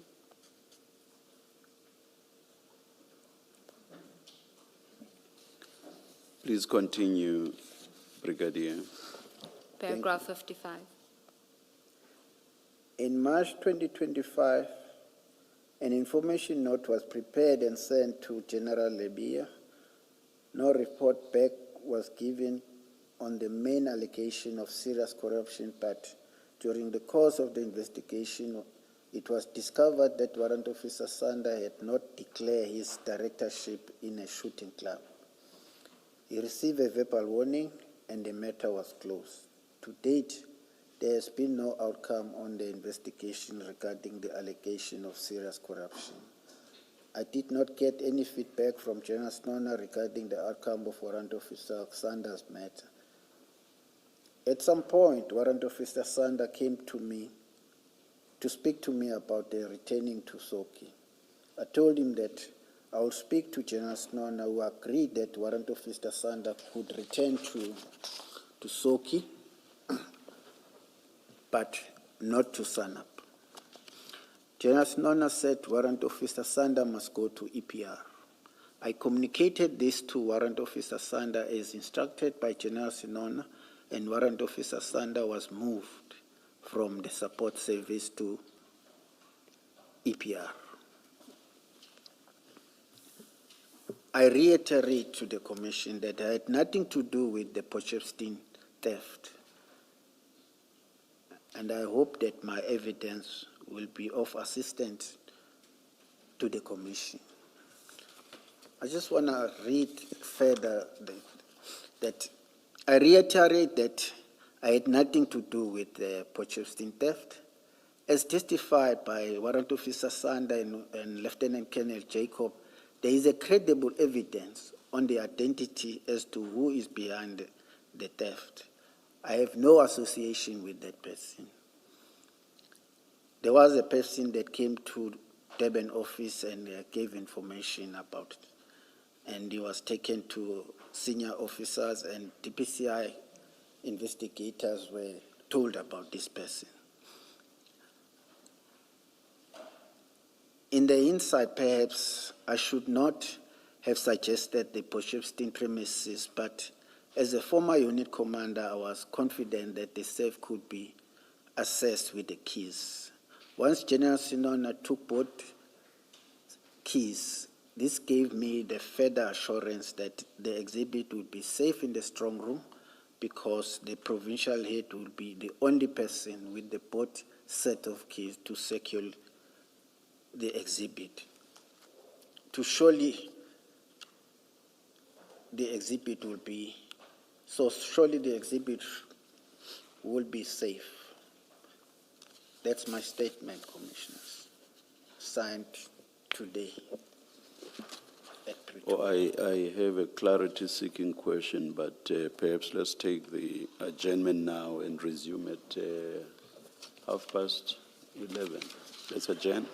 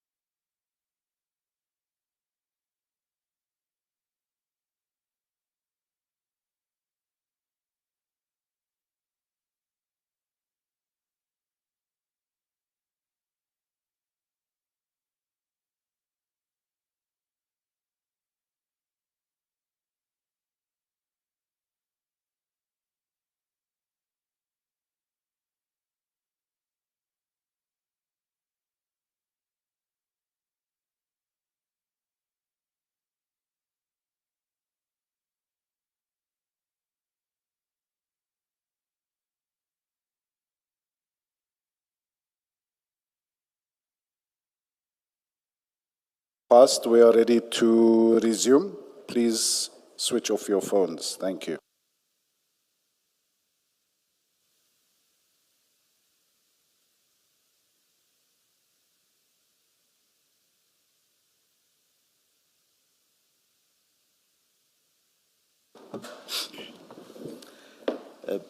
Perhaps, Brigadier, before putting the question to you, let me find out from Ms. Lee Siegels. Should I ask any questions about the person whose name was not mentioned, or should I leave it? My apologies. Chair, you may. I'm not sure why the Brigadier didn't mention the name. There was no indication given that the name. Thank you, thank you. Brigadier, right at the end, you mentioned a person that you appear to suspect to be the person that stole the exhibits in Port Shepstone, but you did not mention that person's name. Who was that person? My apologies, Chair. I thought you were referring to a different person. No, yeah. No. I'm talking about what the Brigadier said right at the end. Chair, so, that can't be mentioned. So I steer clear of that one. Yes, Chair. Thank you. That's why I wanted to find out from you. Please forget my question then, Brigadier. Thank you, Commissioner. Thank you, Chair. Chair, I thought you were referring to the captain whose name he didn't mention but appears in his statement. That's what my apologies. All right, no problem. Brigadier, is there anything else you want to say before we move on to your questions? No, Commissioners. Can I just ask a question to the evidence leaders? Brigadier appeared to be reading from a document we do not have. Can you just clarify what the position is? Is that part of his statement, or how do we deal with it as the Commission?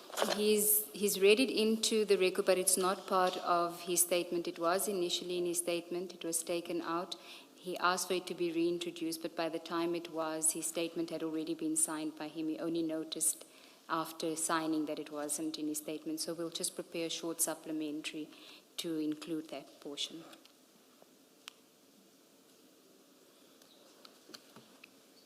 That's in order. Thank you. Thank you, Chair. Brigadier, I just want to find out from you what happened on the 22nd of June 2021. We know now that when Warrant Officer Mpangase contacts you that morning, you are not his immediate superior. He's bypassed his superior to inform you of the operation that he's going to attend. And in that conversation, he tells you that he's going with Lieutenant Colonel Jacob. Is that correct? That's correct, Commissioners. Okay. At that stage, do you give any instructions to them? Are you asked to authorize Lieutenant Colonel Jacob's attendance at the scene? What is the conversation between you and Warrant Officer Mpangase? If my recollection serves me correctly, I did not give any instruction. I accepted what they were telling me, and I was waiting for the outcome of the investigation. I'm asking because you will recall that as part of the theft investigation, you had submitted witness statements to the investigating officers at the time. Do you recall that? I do recall, Commissioners. If I could ask you to go to, there's an exhibit bundle file in front of you. If you can go to exhibit CJC 197.4, and I think it is, in fact, if you can rather go to 597, that's page 597 of the exhibit bundle. What's written on the spine? It says Port Shepstone exhibit bundle, Chair. It should be the first bundle. I'm working from the electronic version, so I'm not sure in hard copy if it's the first or the second exhibit bundle. CJC 243.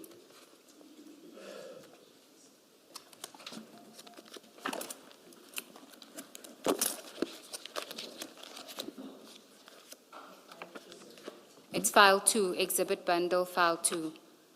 File 2. Yes.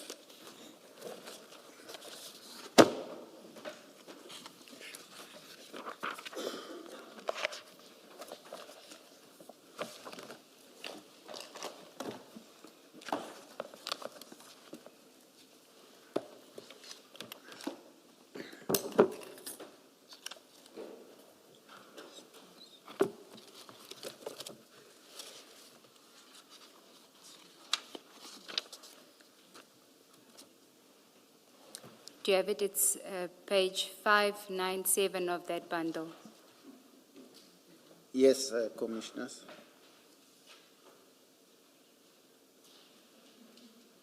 It's a statement by you. Yes, it was a further statement. Yes. And if we go to 598, we'll see that it was deposed to on the 10th of May 2022. Yes, Commissioners. Okay. Now, you say at 597, on the 11th of April 2022, I had a meeting with Colonel Mojela. My initial statement that I submitted on the house-breaking matter at Port Shepstone Serious Organized Crime Officers. Colonel Mojela requested that I give a further statement clarifying the following: communication between myself, Colonel Jacob, and Warrant Officer Mpangase on the day of the seizure. I want you to skip the 1, 2, 3 bullet points. The sentence immediately after the third bullet where it says, who was the unit commander in, do you see that bullet? Who was the unit commander in Durban, serious organized crime? Okay. Then it says Colonel Mhlongo was the acting unit commander. The next bullet says Colonel Jacob was called back from leave. Do you see that topic? Yes, sir. When Warrant Officer Mpangase called me in the morning about the information, he told me that crime intelligence wanted Colonel Jacob to handle the matter because of trust issues. I then authorized Colonel Jacob to resume his duties, especially for the said operation, as he was on leave. Do you recall making that statement? I recall making this statement. Yes. Now, in your statement and before the commission, you don't give that much detail. You just say on page 9 of your statement, in fact, you deal with the call with Warrant Officer Mpangase at paragraph 26 on page 8. And you just say, I was on duty when I received a call from Warrant Officer Mpangase. He reported to Colonel Jacob, who was the SANAP team leader at the time. Warrant Officer Mpangase informed me that he was contacted by crime intelligence regarding suspected drugs in a container at Isipingo. He told me that he was attending the operation with Colonel Jacob and Warrant Officer Sabia, who was at EPR. Now, you don't say here that you authorized Colonel Jacob to come from leave in order to attend to this. So can you just clarify what happened in fact? Thank you. This was a further statement because they wanted further clarity as to why Colonel Jacob. And then I remember that he was on leave. Because when I submitted my initial statement, that was not in my mind. And then when they asked me questions, it is then that I remembered that he was on leave, not that I wanted to hide anything. And I think in his statement too, he has put that he was on leave and he came back. Yes, but your statement to the commission, that's what I'm trying to establish. In that statement, you don't say that. So I just want to understand whether you were in fact told by Warrant Officer Mpangase that crime intelligence officer that contacted specifically wanted Colonel Jacob on this operation. No, they did. Mpangase did tell me that. Okay, he did tell you that that is what crime intelligence had requested specifically. Yes. Okay. Because I can also add to that, these operational officers, they tend to have certain people they want to work with, the crime intelligence handlers, as well as the investigators. You will see that in most cases, there is a Colonel Bucas from crime intelligence, he will always ask for Carl. And the others, I think it's a trust issue. Okay, so there was nothing untoward about that request when Warrant Officer Mpangase told you about it? No, I did not see anything untoward. And you weren't aware that Colonel Jacob was on leave at the time until Warrant Officer Mpangase told you? No, I won't, because I did not sign his leave form, the SAP 26. The leave form is normally signed by the immediate commander. At my level, I only sign for the unit commanders. Okay, so insofar as then approving for him to go on to the operation to come back from leave, wouldn't his unit commander also have to be involved in that decision-making? I have explained the difficulties we had with the current commander. Hence, it looked like we were not regarding her, because he was not aware of the operational issues.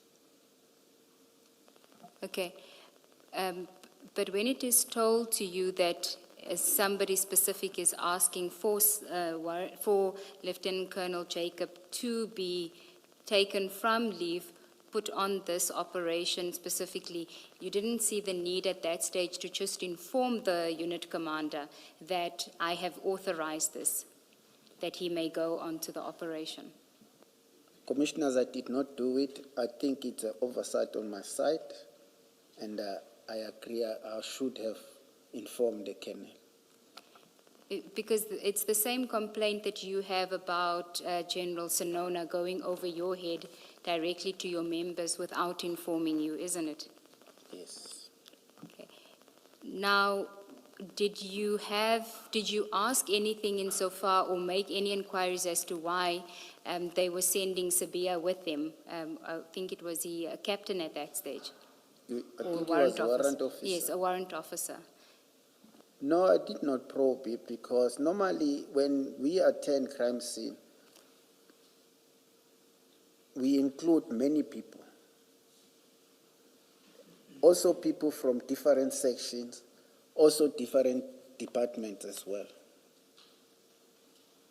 Okay. That will be your custom, that will be your harbor policing, crime intelligence. Okay. What I'm trying to establish is that you get told that it's Warrant Officer Mpangase going with Lieutenant Colonel Jacob. He is not the most senior person that's contacting you. One would assume that Colonel Jacob would contact you and say to you, ask to be put back on to be taken off leave and be authorized to go onto the project, but that doesn't happen. Then you have somebody like Warrant Officer Sevilla, who doesn't have any experience, I'm assuming at that stage, in drug bust, because he's in EPR, correct? He's at the human trafficking section. The economic protected resources. Yes. So he's on that. So that doesn't have anything to do with SANAP, or is there do they overlap in certain instances? I did not see that as a concern to me, because he had to learn. Because now he's with SANAP anyway.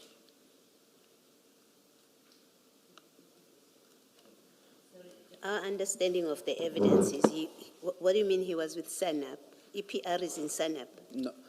No, ma'am. Remember, I've testified to say serious organized crime has got 3 sections. There's NPVC, which deals with serious and violent crime cases. There's SANAP, which deals with drugs. And there's also EPR. Now, for them to attend the crime scene and see how the other sections are working, it helps them, because when there are promotional posts, a person does not apply within his line of work. They will apply on all these 3 sections. Yes. Now, I was just clarifying when you say he's with SANAP.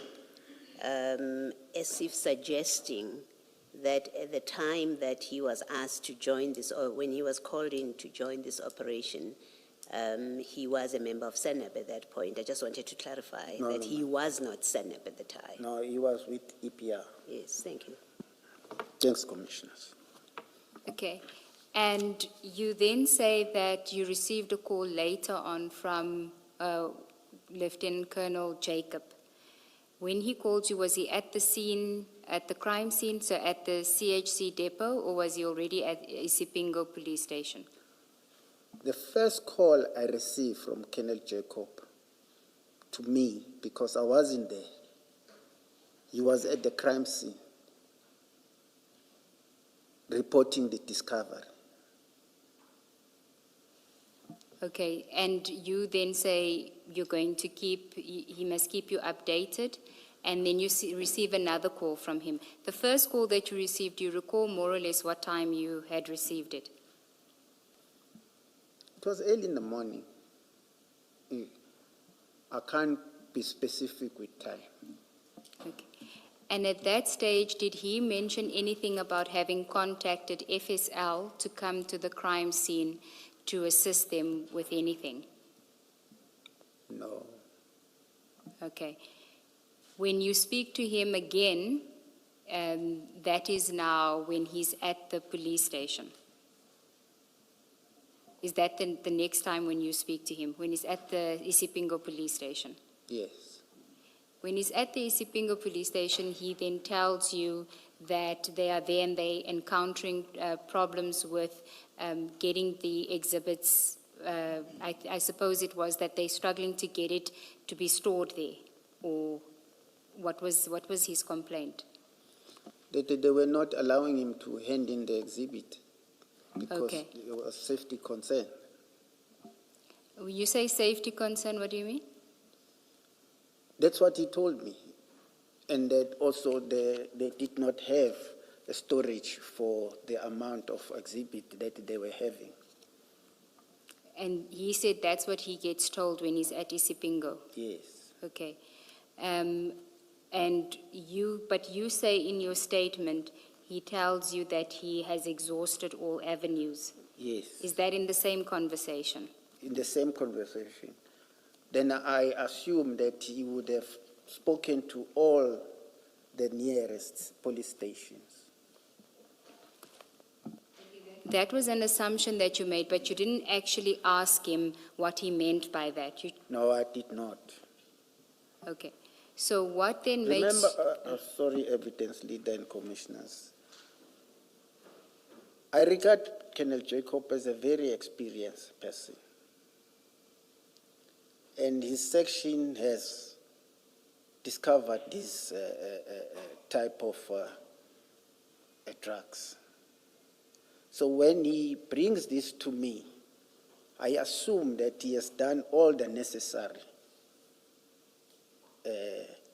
steps to ensure that he contacted me, because from my experience, it was the first time I'm being told that there was no space in the police station. I knew that some police station will not have space, and then you will go to the next police station and ask if they can accommodate the exhibits. So when he said he has exhausted all the avenues, to me, it told me that he has done everything. You say it's the first time that you have heard that there's no space at all the police stations. Did I hear you correctly?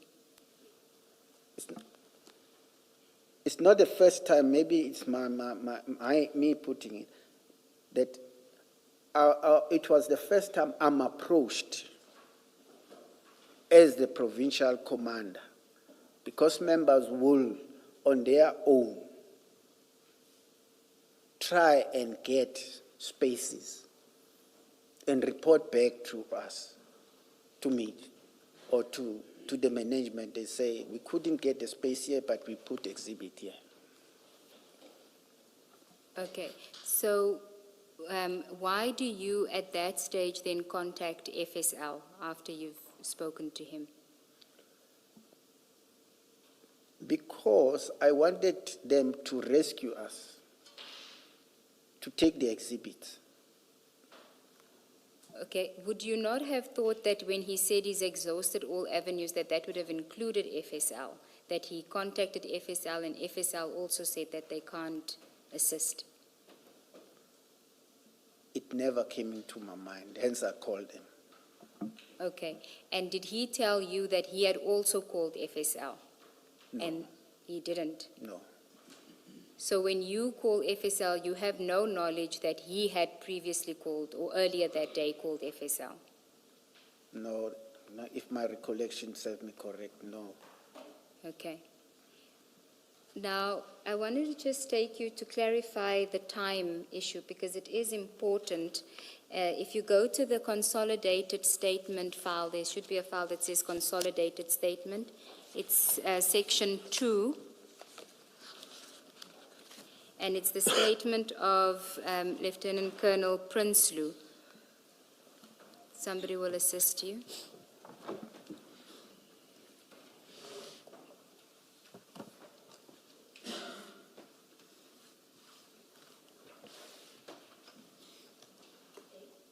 It's page 14, 14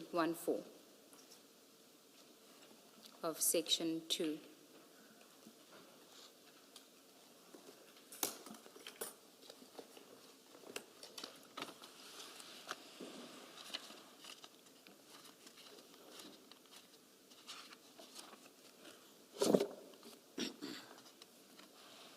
Do you have it? Yes, sir. It's paragraph 40, page 14, paragraph E, arrival of the exhibits at the DPCI office on 22 June 2021. Do you have it? Yes. Okay. At paragraph 44, this is what Lieutenant Colonel Prinsloo said. On 22 June 2021, at between 10 and 11 in the morning, I received a telephone call from Brigadier Nyuswa. He informed me that the provincial tracing team had seized a large quantity of drugs, cocaine, from a container. He instructed me to make storage available at our offices. Now, if Colonel Prinsloo's time is correct, that you told him at 10 or 11 o'clock, then it means that if you instructed him at 10 and 11 o'clock to already get the premises ready, then Colonel Jacob would have told you earlier that he had exhausted all avenues and you would have then come up with this plan to go to Port Shepstone. I disagree, Commissioners. I think the timing of, the timeline of Colonel Prinsloo here is wrong. Also, what is also incorrect here, I never communicated that the tracking team, because Jacob is not from the tracing team. Okay, and you will recall that when I consulted with you, I did highlight this to you because it would mean that there was never a conversation with Colonel Jacob about Isipingo not wanting to assist them. It was always the intention that the exhibits were going to go to Port Shepstone, because if at 10 o'clock that arrangement is already made, then everything that follows after that is just staged to explain why it eventually goes to Port Shepstone. Commissioners, Jacob called me from Isipingo. It was after noon, maybe from 12 onwards. Hence, I'm saying this timeline of Colonel Prinsloo is wrong. Okay. I accept that he can be wrong. I just, of course, do need to put it to you. What we do know is that Colonel Jacob called you twice, though. It's not just the one time when he's at Isipingo. He does call you the morning of the 22nd of June, when he's at the scene, as you earlier said. Yes. Okay. But you're saying that you couldn't have called Prinsloo at 10 or 11 o'clock No, it's to impossible. arrange the premises? It's impossible, Commissioners. You would have only called him after you called FSL? Yes. Okay. And we know that, according to you, you called FSL in the afternoon, Yes. and Colonel Kuzwayo also confirms from FSL that she received a call in the afternoon. Yes. She does recall that it was from you, but her reason for the call is quite different to yours, and we'll get to that. Now, when you make the call to FSL, you say that you only asked about whether they have storage. That's correct. Okay.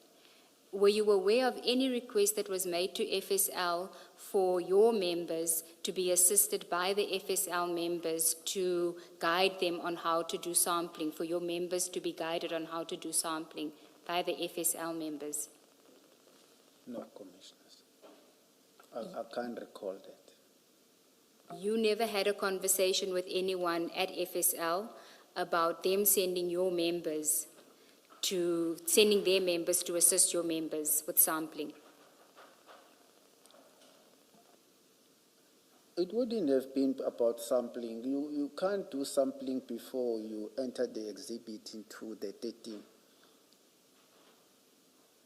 Because that means you will be destroying the evidence. It has first to go to the 13, and then you take those samples from the 13 to the FSL, not from the crime scene. Now, it's a bit curious as to why when the FSL members testify, what they say is they received a request to go and assist Brigadier Nyuswa's members. They don't say to go and assist SANEP, they say to go and assist Brigadier Nyuswa's members, suggesting that you either called and asked about the sampling or that somebody used your name and said that they are Brigadier Nyuswa's team and they needed assistance with sampling. I've heard that testimony, but I do not know how my name came. But my name has been mentioned so many times on this investigation. Okay. And when did you then first become aware that there had been sampling done on the exhibits by your team, by your members?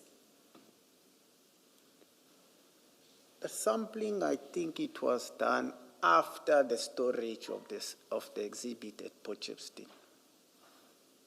No, my question is, when did you become aware that sampling was done by your members?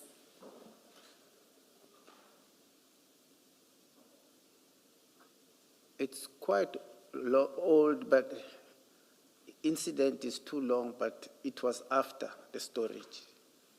Okay. Sorry, in paragraph 37, you say on the 23rd of June, you were told by General Sinona to inform Colonel Prinsloo that Mpangase would be going to the strong room to take samples of the exhibits. So according to your statement, you became aware on the 23rd. On the 23rd? Yes, the very next day. I'm sorry about that, Commissioners. I don't try to distort here. That's all right. It's in your statement. So if it was on the 23rd, do you know if at that stage they had registered the exhibits into the SAP 13? Because according to you, they can't do the sampling without first registering into the SAP 13. Remember, Commissioners, the exhibits were entered in Isipingo on the 22nd. Because the national instruction also says that they need to be entered to the nearest police station. But Brigadier, you're an experienced investigator. You know that that wasn't the correct procedure that they undertook on that day when they registered it into the SAP 13. The exhibits were not in evidence bags, in exhibit bags. Okay. That alone is another issue on its own. But to enter them into the SAP 13, to say 541 bricks of suspected cocaine with 27 bags, that I was not at Isipingo, but it was done. I was told it was done. But they were also booked out on the same day. And also booked out on the same day. And so on the 23rd of June, they were unaccounted for in any record of the SERPs because they were booked in Isipingo and then booked out the same day. And on the 23rd, they hadn't yet been booked into the Port Shepstone SAP 13. So at that point, there's no written record of the SEPs where these exhibits are, as you phone Colonel Prinsloo, that your people are coming to take samples. Yeah. Yes, I was following the instruction yes. from my superior to phone Colonel Prinsloo and tell him to expect Bangase because he was coming there. Yes, I understand that part, but I think the question that you're being asked is, at that point, they are not in their presence in Port Shepstone, DPCI, are not recorded in any SAP 13 or any other document, and you, as an experienced officer, police officer, I think the suggestion is, but you would know that taking samples at that point, when these exhibits are not in any record of the SAPs, is irregular or is not proper procedure.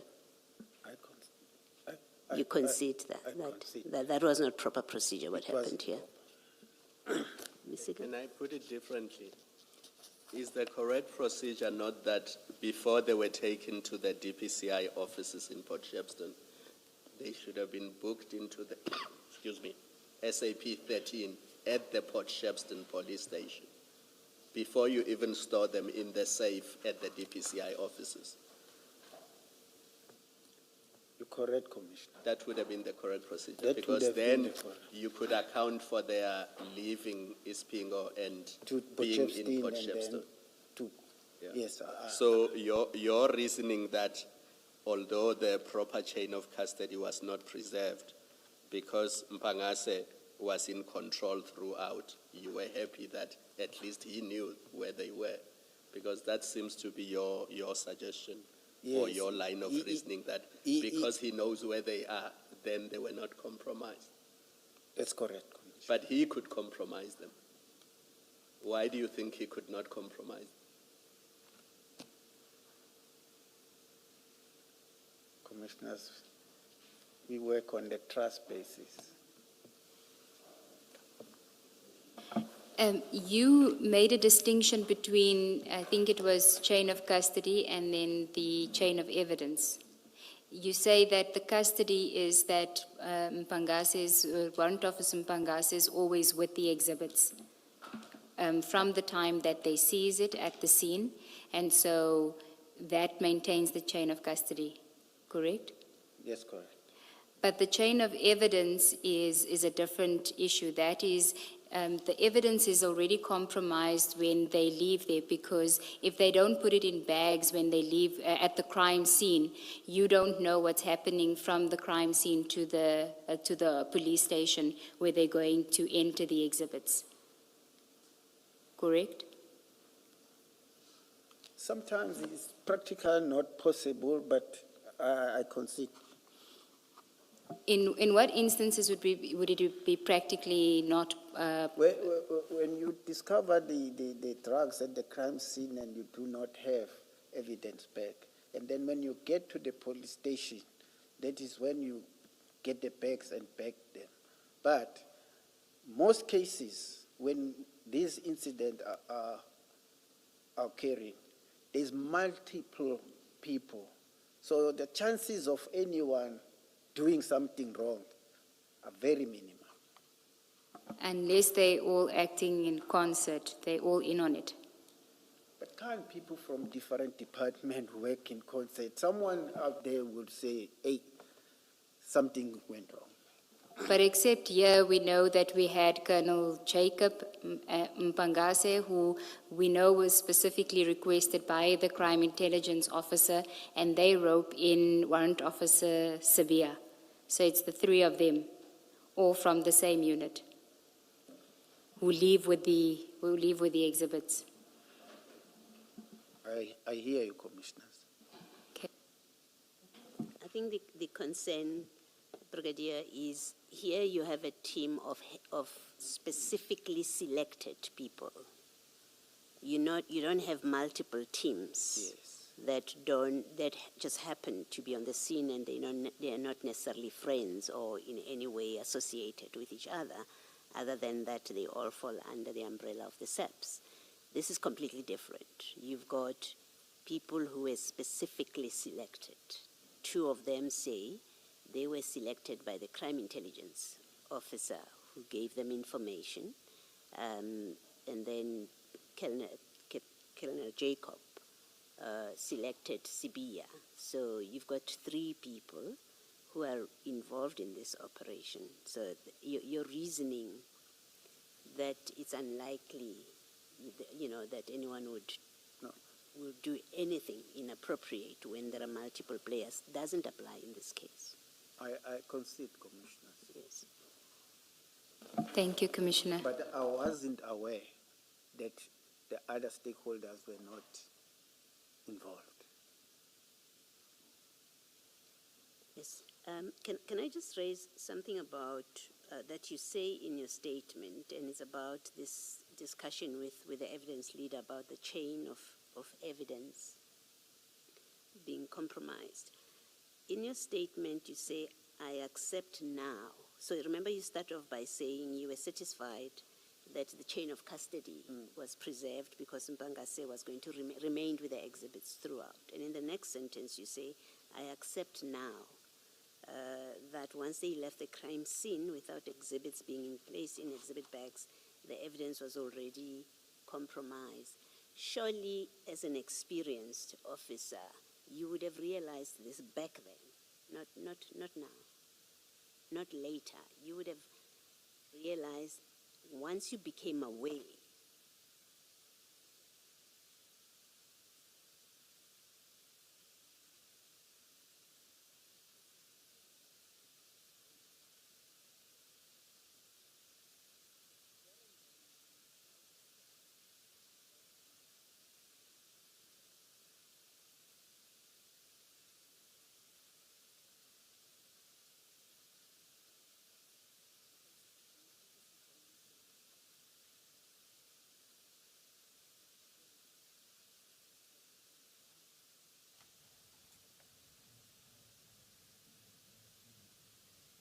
So you do accept that even then, after the 22nd, you would have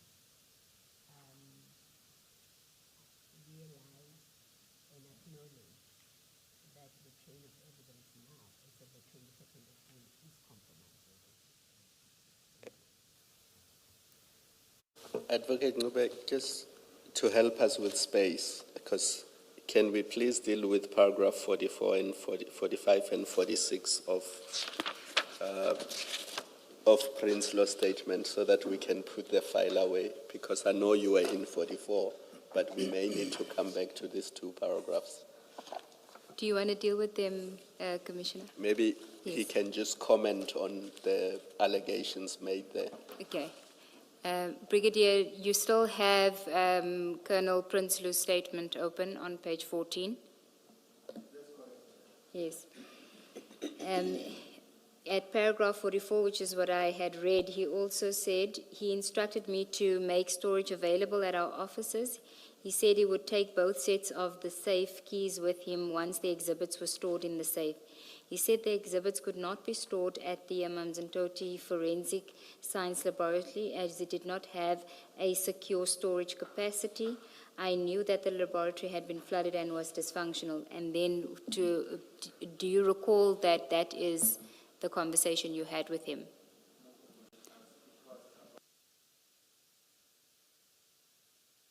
Can you switch on your microphones, please? I apologize. And keep them on, yes.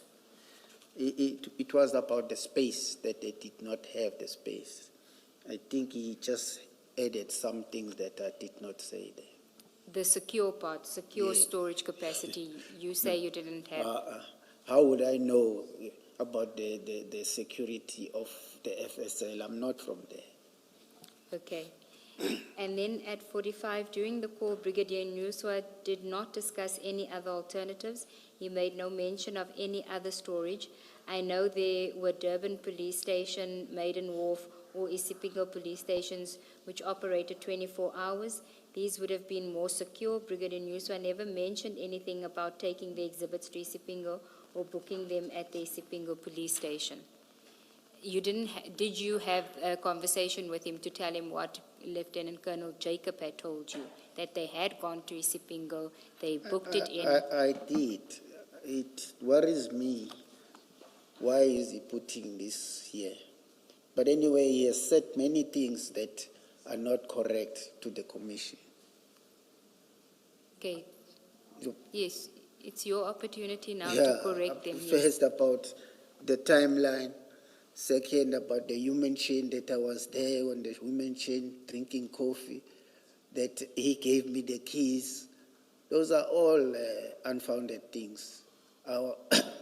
Basically, I was not there when they formed that human chain, because if you know Sipingo is the town has got one main road. So when you are in, for you to come out is a mission, because there is a traffic flow. That's what caused us to come very late at Potchefstroom. This is you and General Sonona? Yes. Okay. I do have an issue with that. When General Sonona says to you that you must go to oversee the operation, you're on your way to Isipingo police station? That's correct, Commissioners. But at that stage, you've already told the members that it must go to Port Shepstone, the exhibits must go to Port Shepstone, and you've already activated the tracking team to assist, correct? Yes, on the instruction of my boss. Yes.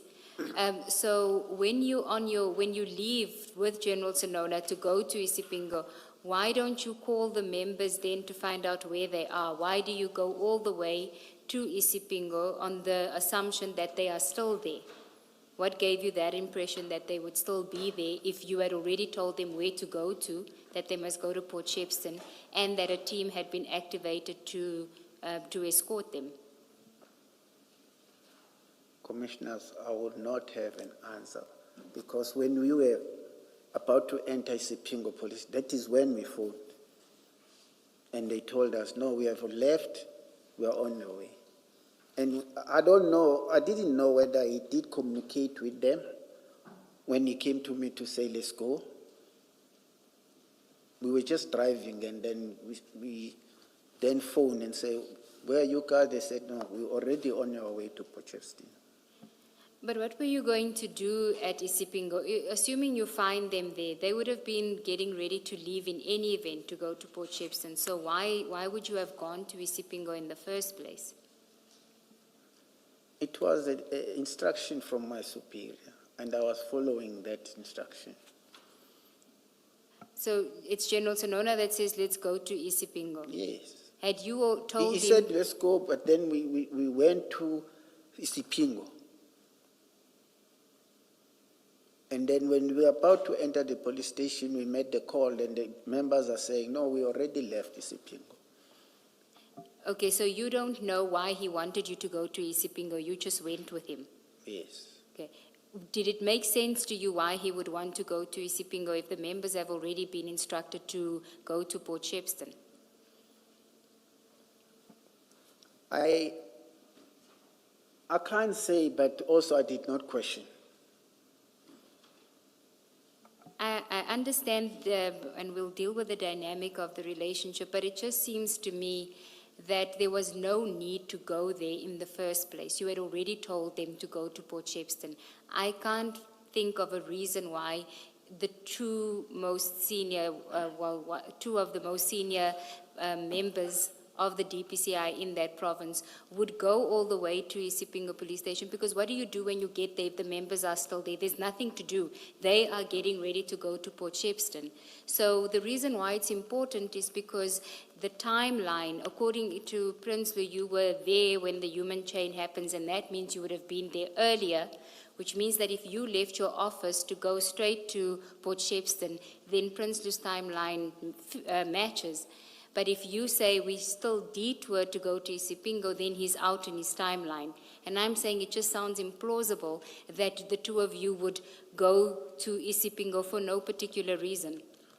But we went to Isipingo, Commissioners. That is why we were delayed to get to Port Shepstone.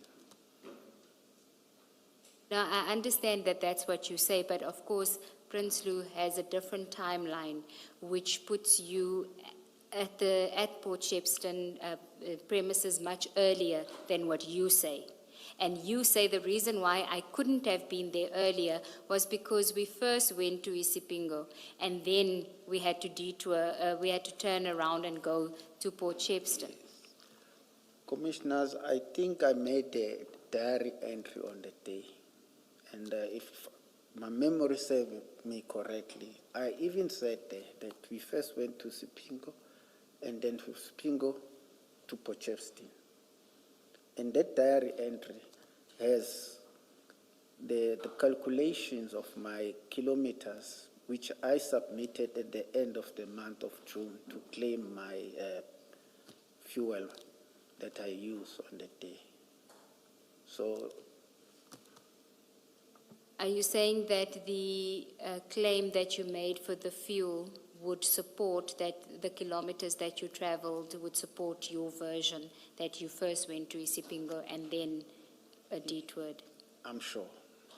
Okay. It can't be, I know I've got an entry in the pocketbook, but then when you submit, you also make a copy of that, of the pocket, of the diary, and submit to the police, and they will keep it in the system.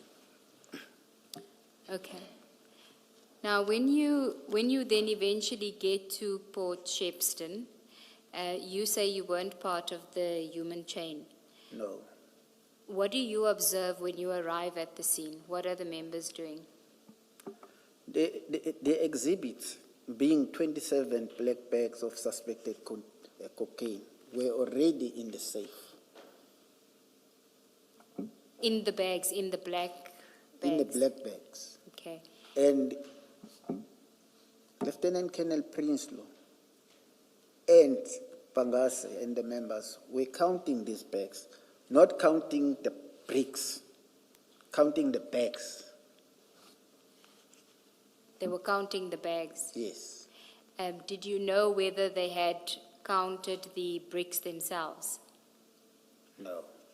I think that counting must have been done at Isipingo.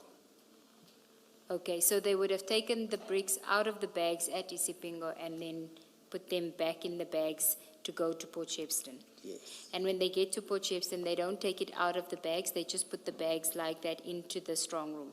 When I got there, I did not witness that.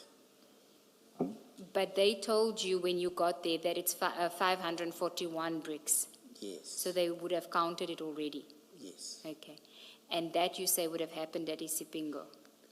That's correct. Had you received any photographs from any team members at that stage of photographs taken at Isipingo police station of the bricks unpacked out of the bags? Normally, when they submit a report, they will attach photos. Now I'm talking about on that day, before you arrive at Port Shepstone. Had you received any photographs from them, from the members? I cannot recall, but the report, there is a WhatsApp report that the members compile for the success. They will attach photos, and that WhatsApp report, I will send it to the general, and the general will send it to national office. What do you mean WhatsApp report? So do they send it on WhatsApp? Do they compile it on WhatsApp? There is the procedure is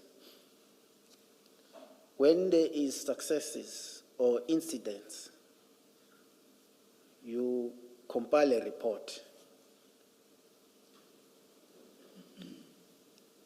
And the unit commander will send it to me. I will send it to the management group of the DPCI. And then the general will read it. If he's happy with it, he will then send it to the DPCI management group. And but that didn't happen on that day. That happened afterwards. The next day, later that day. Commissioners, I'm under oath, I won't lie, I can't remember. I'm just trying to establish whether when you got to Port Shepstone, you had seen photographs of the exhibits unpacked, of the bricks unpacked out of the bags. Were there any photographs circulating at that stage? Not on the official WhatsApp group, I don't recall that. Okay. Because when it's then, according to you, it's in the bags, you say to Mpangase he must make sure that he puts them, or it's in the black bags.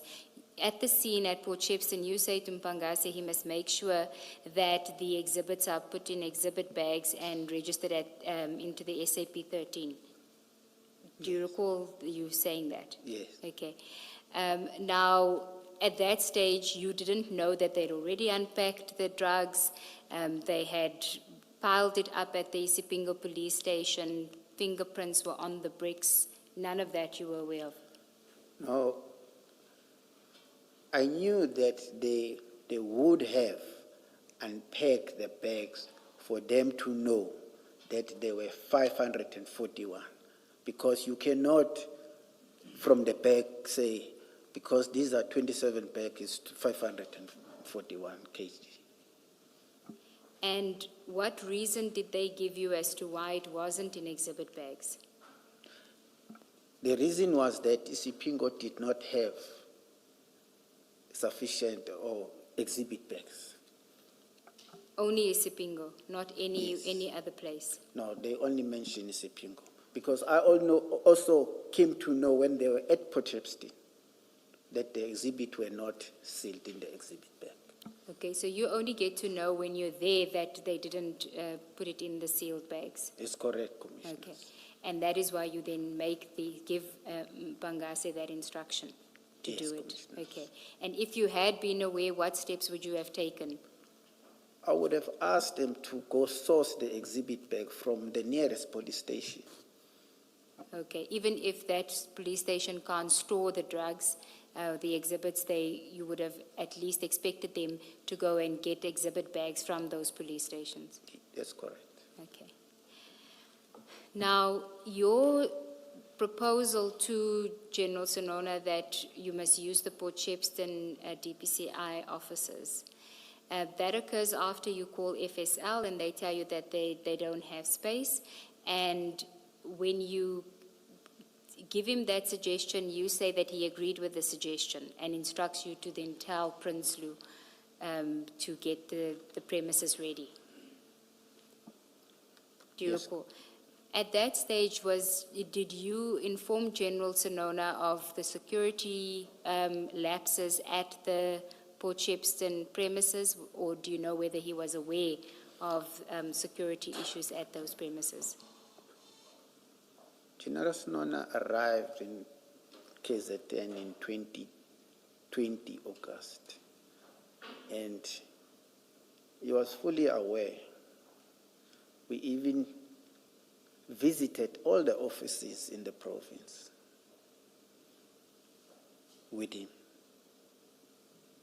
Well, there's visiting the offices and then him actually being aware of the state of those offices. I'm assuming if he visits the office, unless somebody says to him, this Port Shepstone office doesn't have working CCTV cameras, the alarm doesn't work properly after load shedding, he wouldn't know about that unless he's being told. Even if he visits the premises and observes the premises, he's not going to know unless somebody informs him of that. He knew because we were busy with the supply chain to get the proper security for the same office. When you say we were busy, who are you referring It to? was the supply chain management at provincial office and myself, and I was reporting to him. And supply chain management also reports directly to him.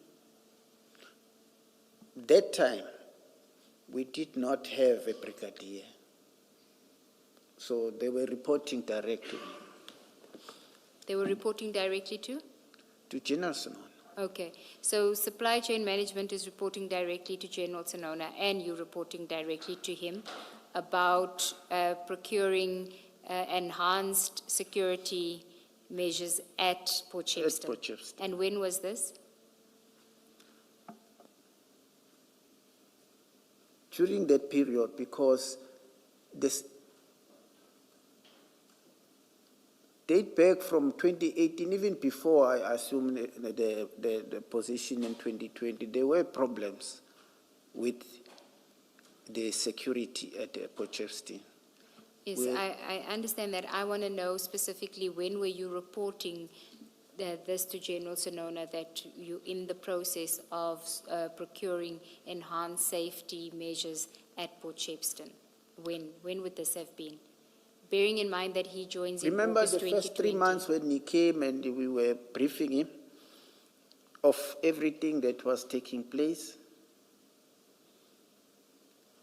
It was during that period.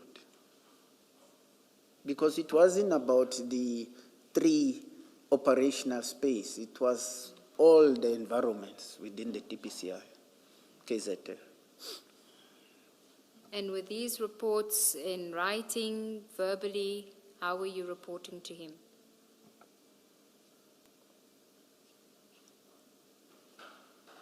I cannot confirm now, commissioners, unfortunately. But for him to say that he wasn't aware, I wouldn't understand why. Who besides you would have been reporting to him about these, the efforts to get enhanced security at No. Port Shepstone? Nobody. So it would have only been you. I thought you said supply chain management was also involved Oh, in the yeah, process. yes. And who was it at supply chain management at that time? It was Captain Van Niekerk.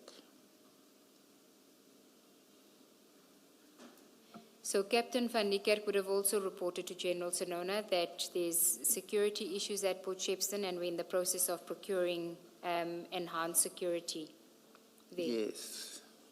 Okay. And I know you say you can't recall whether it was in writing or verbally. What was his reaction to those reports from you? Were you just reporting to him as a matter of course, or did he have to take certain action as part of the procurement process? The application was in process, and there were, if I remember, the file was going to Port Shepstone and back, queried by the supply chain, because at that point,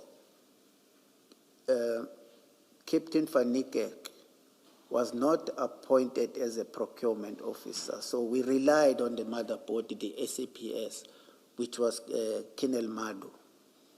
So they will poke holes on the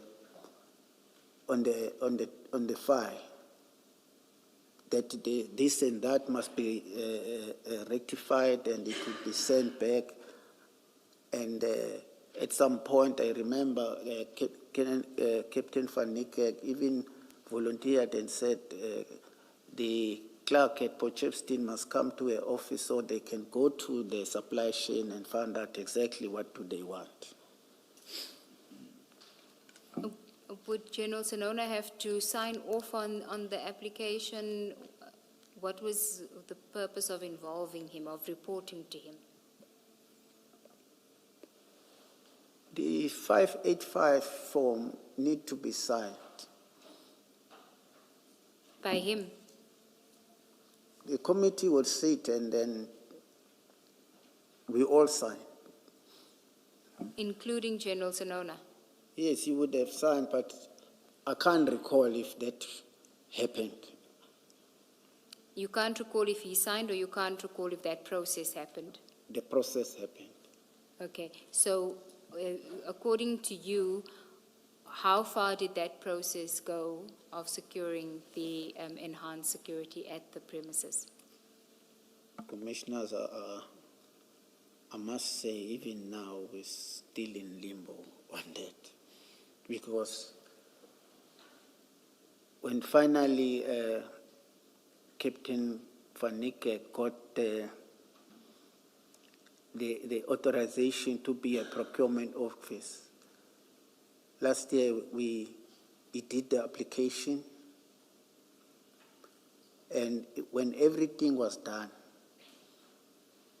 it was finalized in, I think it was February, and he submitted the application, but it was not financed because the head office, DPCI Finance, said there was no money. And that application is going to be redone this year.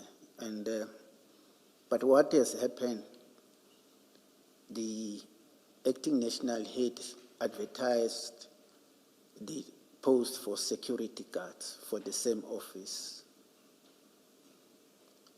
And interviews have been conducted. Those people might be appointed in July or August this year.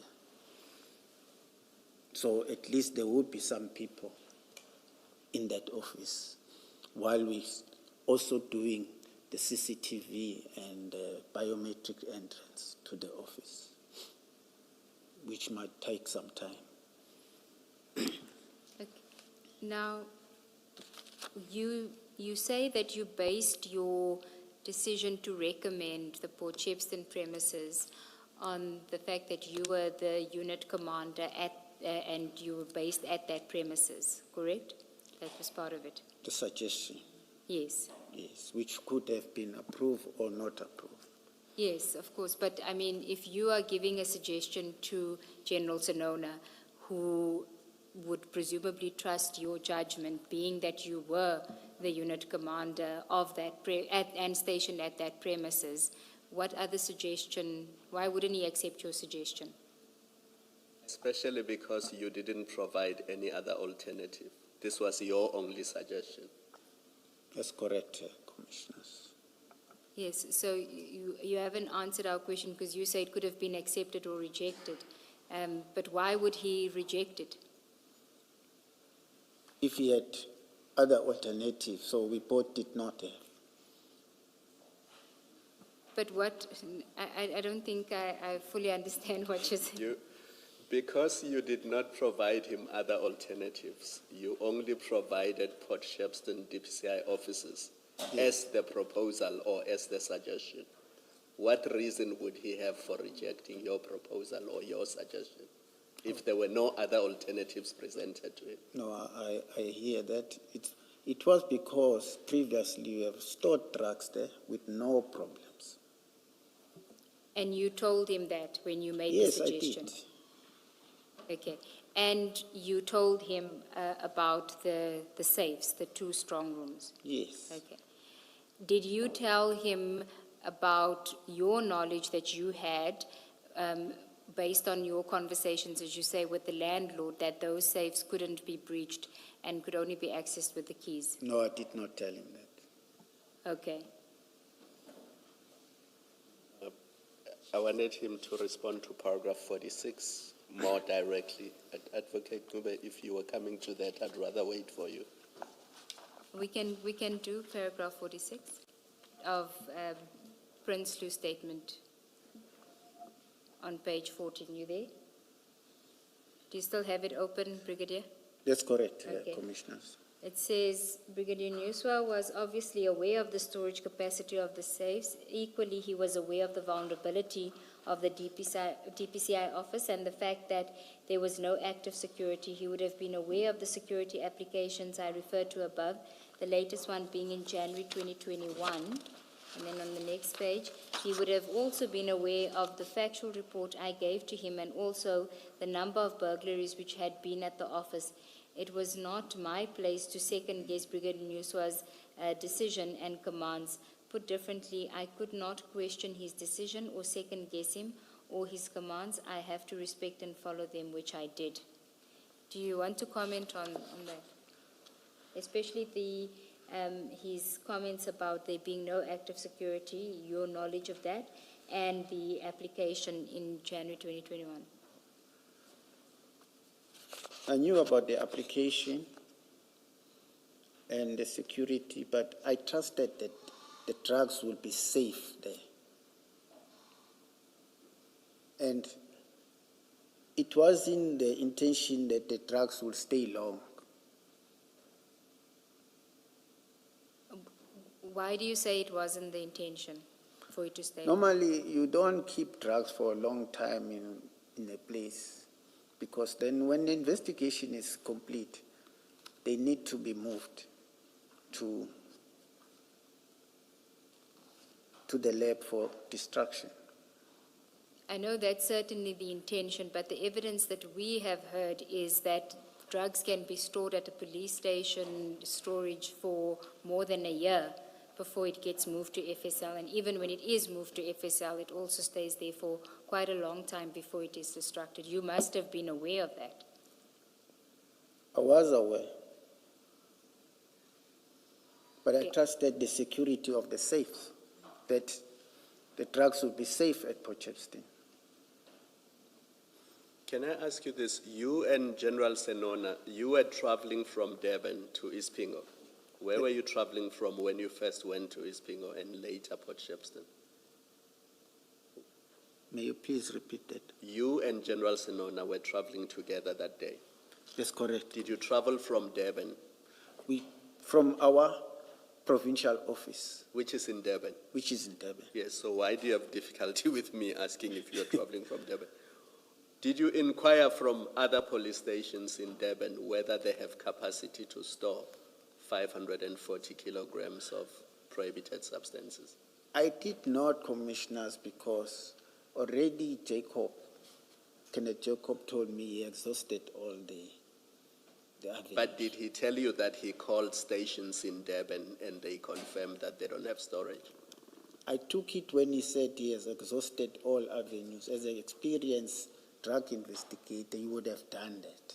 But did he tell you that? No. Or did you assume that he did? I assumed that he did. And you never bothered to ask him? No, I didn't ask him. The reason I'm asking you is what paragraph 46 says is that you were aware of storage capacity of the safes, meaning all the safes, because if you read the paragraph that precedes that, 45, line 2, it says, I know there were Durban Police Station, Maiden Wharf, or Ispingo, which operated 24 hours. They would have been more secure. Brigadier Nyuswa never mentioned anything about taking exhibits, so we've read this one. But reading 45 and 46 together, Prince Law seems to be suggesting that you were aware of the storage capacity and the security in all the stations that he's referring to here. Now, when Jacob says to you, they don't have storage in Ispingo, you don't bother to say, have you checked Durban, because I know that Durban does have storage capacity and it is also secure. Commissioners, I will say it's an oversight on my side. I trusted the kennel, and I did not follow that. So you'll accept that as an oversight? It's an oversight. Okay, thank you. Brigadier, why did you not phone Pretoria, FSL? You say you phoned Amanzi Mtoti. Why did you not phone Pretoria? It never came into my mind, because we wanted a place where we can store them now. Yes. Yes, I do, even if one accepts and allows for, you had to make a recommendation at the time because you are told that they have to be moved from Isipingo or they can't be stored in Isipingo.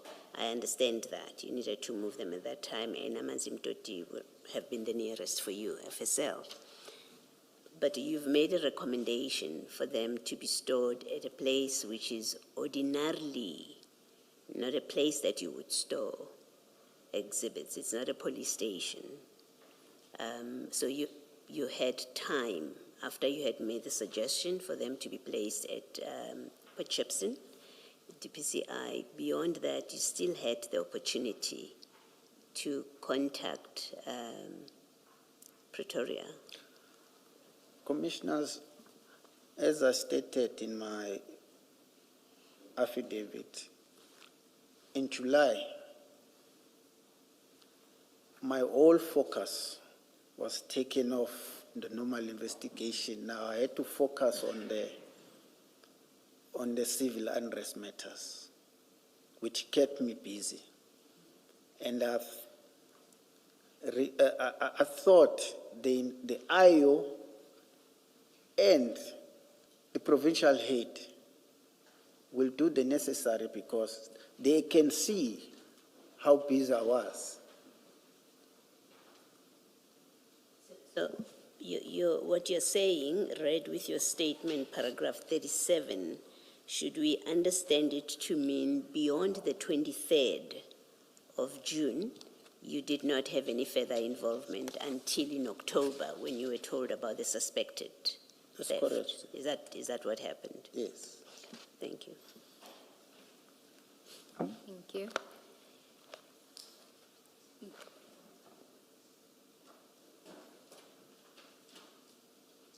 I think you can put the consolidated statement file away for now.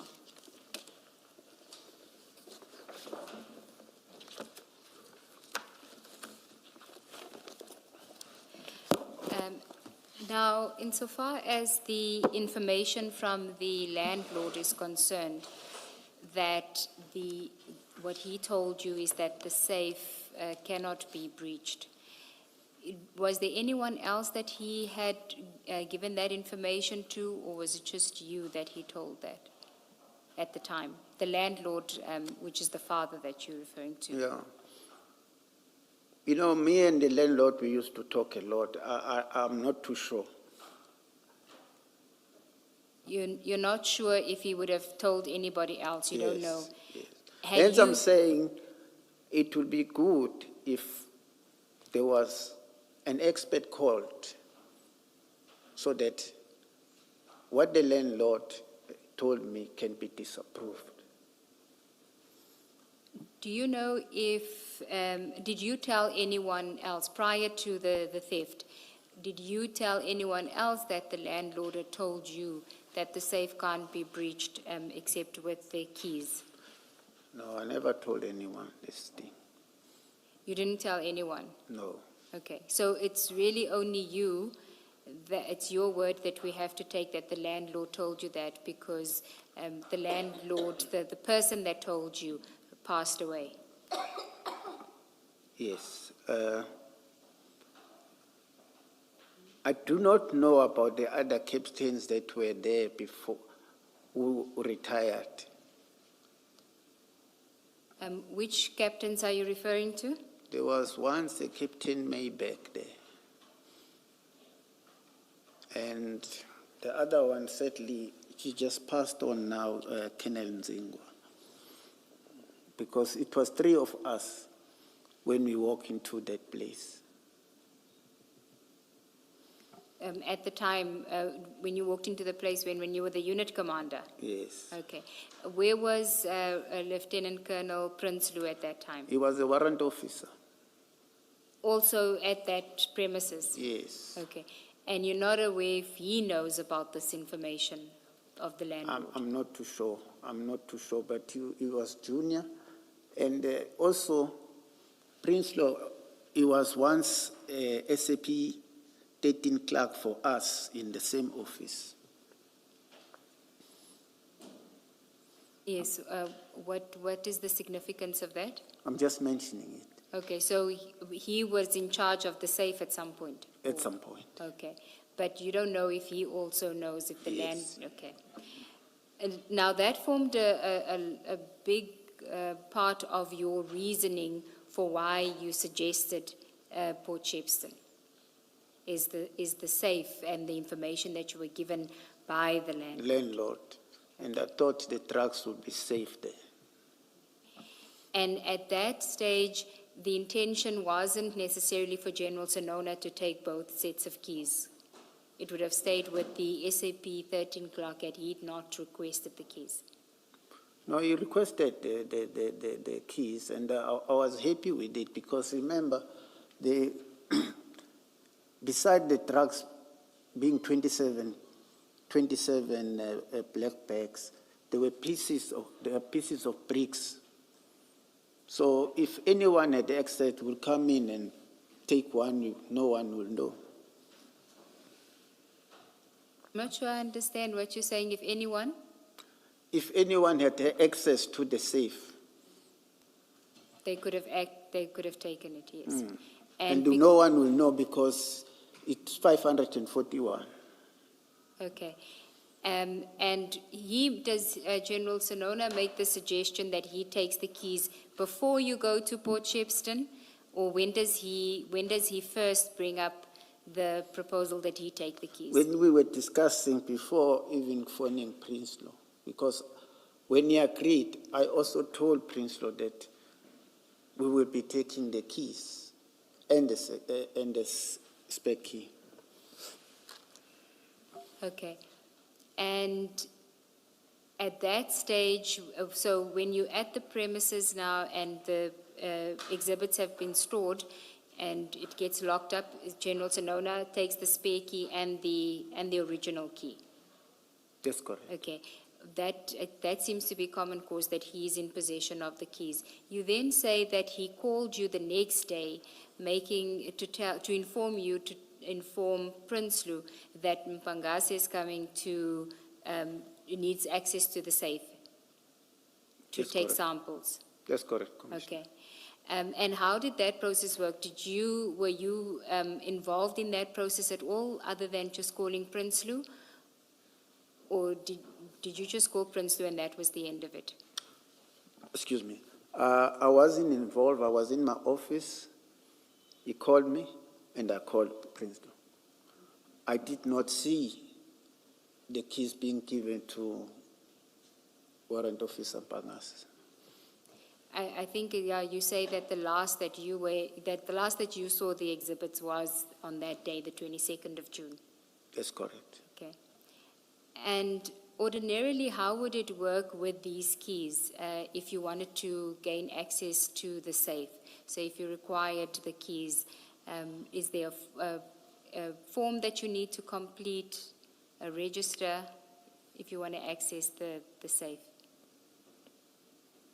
If you take hold of the keys, Yes.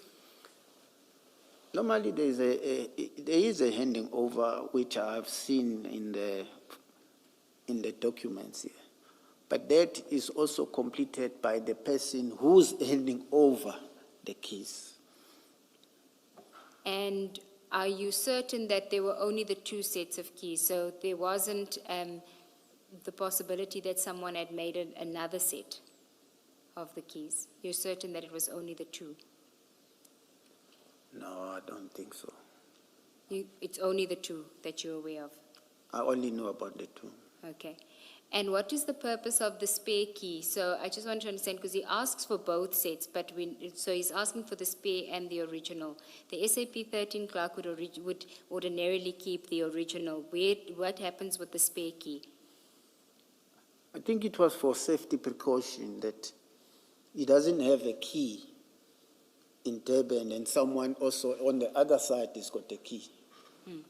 No, I'm asking ordinarily, how would it work? Where's the spare key kept if it's just with so the SAP 13 clerk has the original? Where does the spare... Supply chain keeps it and it's locked away. And that's at the provincial office? No, it's at the accounting station, which is Port Shepstone. Okay. Now can we deal with when you next hear about the Port Shepstone premises? That's in October 2021. Can I just finish the June before you go to October? And I think Commissioner Baloyi also has a question on June. Brigadier, I want to focus on when you and General Sonona now leave Port Shepstone, that afternoon or that evening. I mean, you've already conceded an oversight on your part in not trying to find alternative space to store these exhibits. The other issue I have with your conduct is what we dealt with earlier this morning, that you are the provincial commander. You are at Port Shepstone. You can see that no SAP 13 entry is done. You can see that the exhibits are not put in proper exhibit bags and accounted for. And you are just comfortable leaving things as they are and saying, I have no further part to play in this. Are you not supposed to be responsible for ensuring that your members comply with the prescripts, especially the National Instruction of 2017? And that before you leave Port Shepstone, the exhibits are properly accounted for, they are properly put in proper bags, and they are properly stored. Because according to your evidence, as you left that day, you knew that the prescripts were not being complied with. It is, hence they were told to come back. Remember, we took, the keys were taken. And then the next day they were told to go back and bag the exhibits. I did not want to interrupt you. I'm talking about the day in question. You are there. You know that the exhibits are there. You know that nobody has gone to Port Shepstone Police Station. You know that nobody has sourced exhibit bags to properly store these exhibits. And you leave the Port Shepstone office with that knowledge, aware that your members have not complied with the prescripts. To say on a later occasion they were told to do it, to me it's not acceptable. Because if they were supposed to do that, they should have done it on the day. Nothing stopped you from giving an instruction on the day to say, go to the Port Shepstone Police Station, make sure that there's a proper entry at that station. While I'm here and I can see that there are no exhibit bags, let me make phone calls to make sure that proper bags are obtained, these exhibits are properly bagged, and they are done in accordance with the prescripts. At some point, people at your level have to take responsibility for these things. I hear, Commissioner. And you accept that you did not ensure that that was done. It was not done, Commissioner. And is that another oversight on your part? It will be, Commissioner. But I had my superior with me as well, but I guess it's also another oversight on me. And what bothers me with DPCI, this happened in 2021, and only now in June 2026, we get told that you have been suspended for your part in all of this. It seems like DPCI does not take action when prescripts are disregarded and people don't do what they are supposed to do. And that's a general comment. You don't need to comment to that, but I thought it's something I should say because I know they are watching and they might, going forward, attend to what I'm raising with you. It bothers me that it's 5 years later and only now they appear to be taking action. Commissioner Ballard. Brigadier, the keys to the safe, we've had evidence that there is someone called an exhibits clerk or something. That's correct. Is that correct? So does it mean in this case, and that would be someone at Port Shepstone Police Station, if things were done properly? Yes. That person should have held these keys. No, the keys for Port Shepstone DPCI will be held at Port Shepstone. So they should not be DPCI. at head office? No. Okay. And so by taking the keys, General Sinona effectively became the exhibit clerk, took the place of the exhibit clerk. Yes. That's what it means. Yes. Okay. So this is another area of non-compliance with how things should have been done, that the keys did not remain with the exhibit clerk at Port Shepstone DPCI. You accept that? I accept. Okay. Now, when you, now these exhibits are in the safe and you all pack up to leave, what instructions were given, if any, about security? General Sinona told Lieutenant Colonel Prince that they must increase patrol and visit the office regularly. Is that all he said? In those general terms, increase patrol, visit the office regularly? Yes. as far as If I remember correctly. Maybe. Well, his testimony, I think, is that he said that someone should drive by every 2 hours. Do you remember anything that's specific? Not that it helps, but do you remember anything that's specific? Commissioners are... You don't remember anything that's specific? But you say they said they must visit the office and do patrols. Yes. Anyway, the office need to be visited because it wasn't not about drug, like I said earlier on. Sorry, say that again? The office need to be visited regularly because of other documents that are there and state equipment. But what does it mean the office must be visited? People go to the office to work. Yes. Are you saying... No, even after hours, Commissioner, and they will make entries to say office check, all in order. So they would do that, just go in Yes. randomly and say, I came in to check, all in order? Yes, All right. especially in the TPCI or in the detective environment, there's always people on standby to attend to cases. I'm trying to distinguish police officers going in to see if there's anything that needs attention, Yes. and them going in as if they're security people. They've come to check the security setup. Are you saying in the normal course, police officers are required to go in and check for security breaches, whether everything security-wise is still in order? You say there's such a requirement? It is a requirement because when you come to the office, you got to check the perimeters, check the building. If everything is okay, you'll make an OB entry and then you leave. Is that prescribed anywhere? Or it depends on how officers feel on any one day? There is a national, not a national, it's a standing order, I think, but offhand I can't tell you now. And who's responsible for that? So if there's no visit like that, and there's no entry, OB entry, that someone did come, checked the perimeter, checked the windows, and checked the doors, if there's no entry that speaks to that, is there any consequence at all? And who does the consequence attach to, if it is a requirement? The unit commander, because his function is command and control of the unit. Yes. He needs to take actions. And in this case would be who? Colonel Prinsloo? Colonel Prinsloo. Because also, when you discipline people, it's a line function. I, at the provincial office, cannot go to the unit and discipline people. Yes.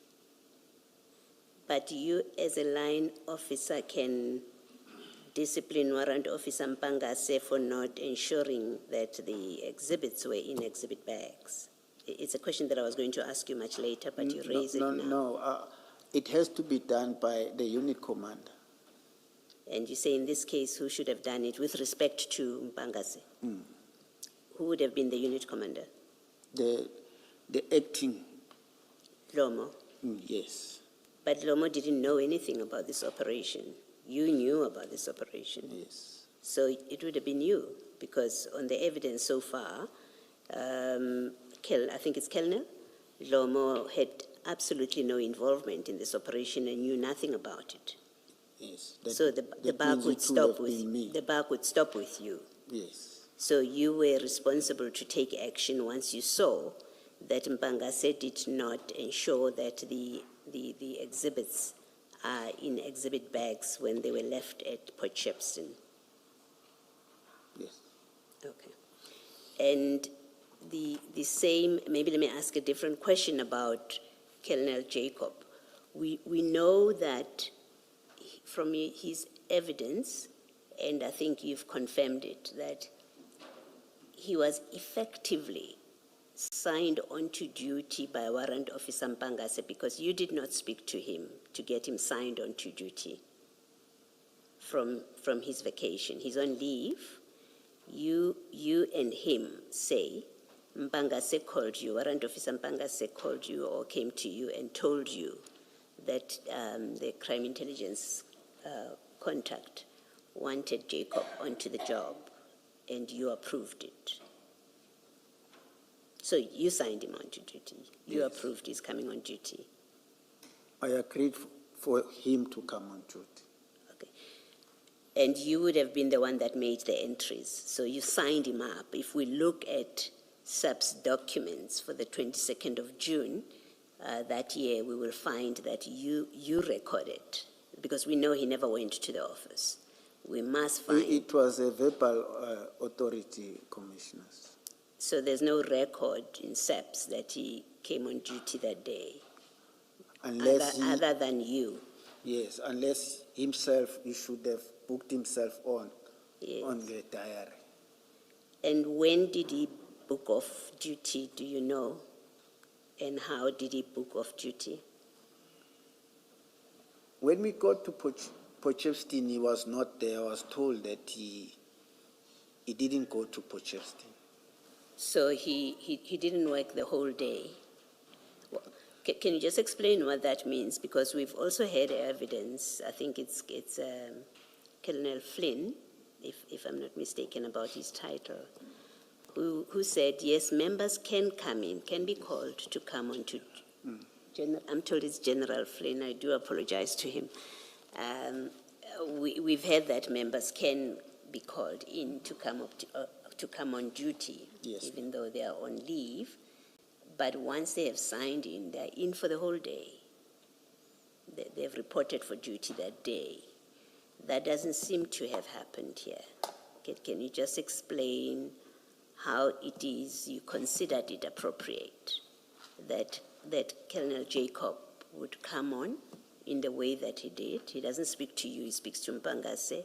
You, through Mpangase, you say he can come on duty, but he doesn't stay. He stays on for a few hours up to Esipingo, and then he leaves, and there's no record that he came on duty and that he knocked off before the end of the day.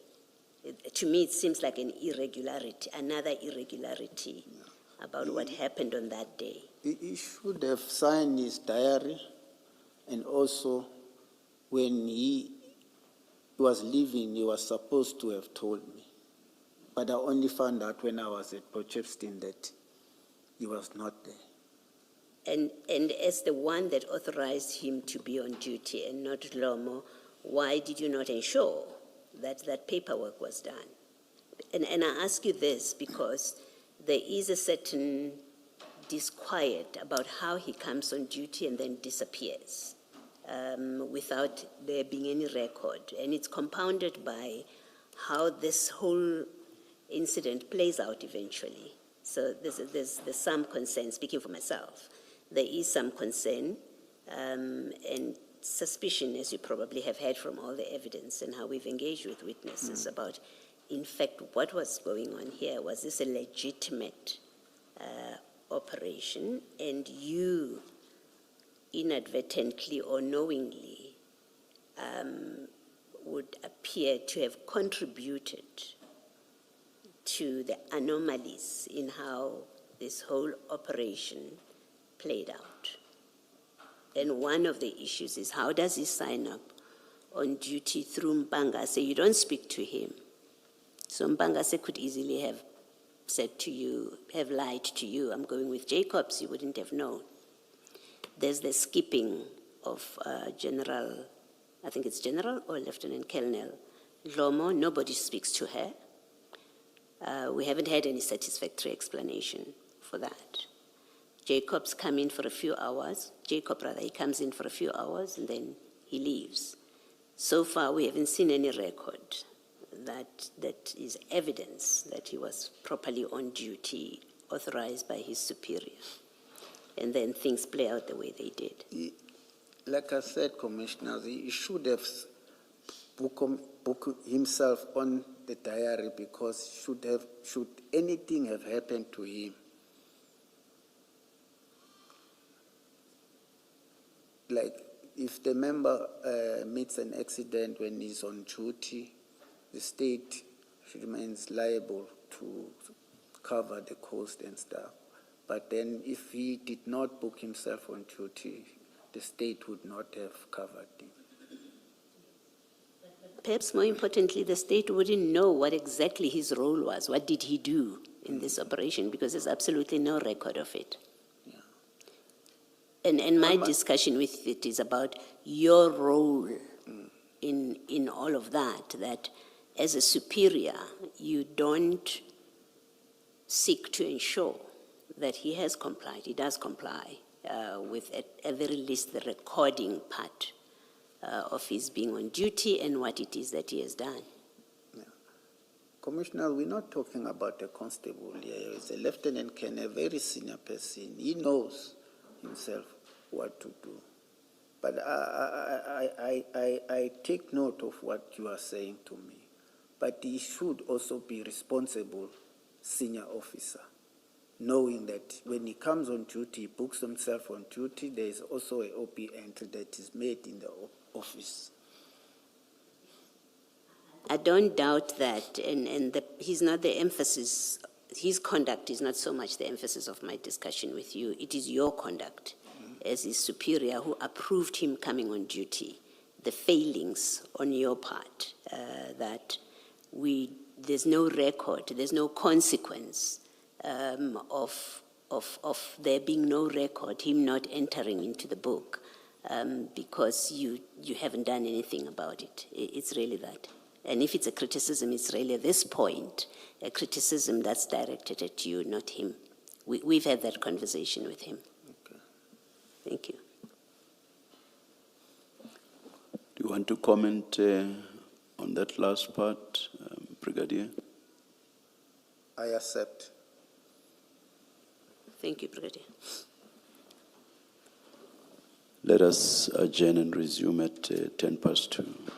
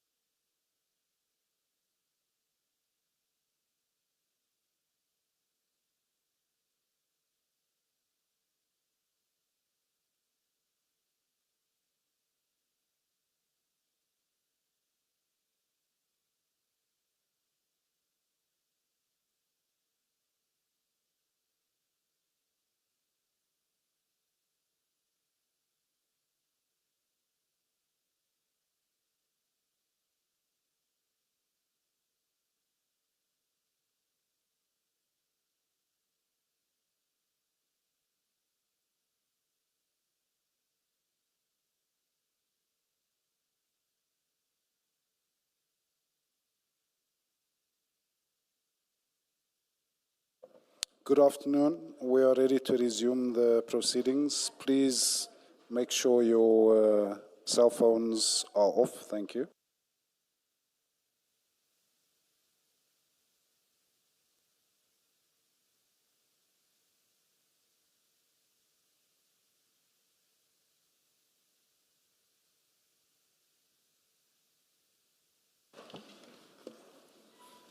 Yes, Ms. Sigels-Ncube. Thank you, Chair. Chair, just before the adjournment, I was going to move on to October 2021. I'm not sure if the commissioners still want to deal with June.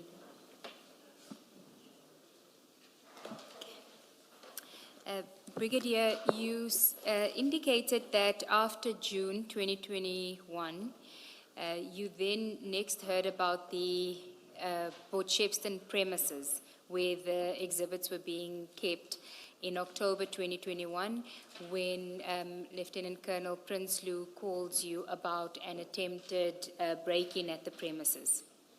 Is that correct? It was in October. Yes, in October 2021. That's correct. And what does he tell you during that conversation about the attempted break-in? I cannot state the exact word, but he said to me there has been an attempted breaking into the office, and he started to have concern about the exhibits. Can you just tell us, in relation to where the exhibits were being kept in the strong room, where was this attempted break-in? No, it was directed at the offices, not at the place where the storerooms were. Okay, and was anything taken? No, it was an attempted. Okay. And were they able to enter into the premises, or their attempts didn't succeed? As far as I know, that they didn't enter the premises. And how were they attempting to enter the premises?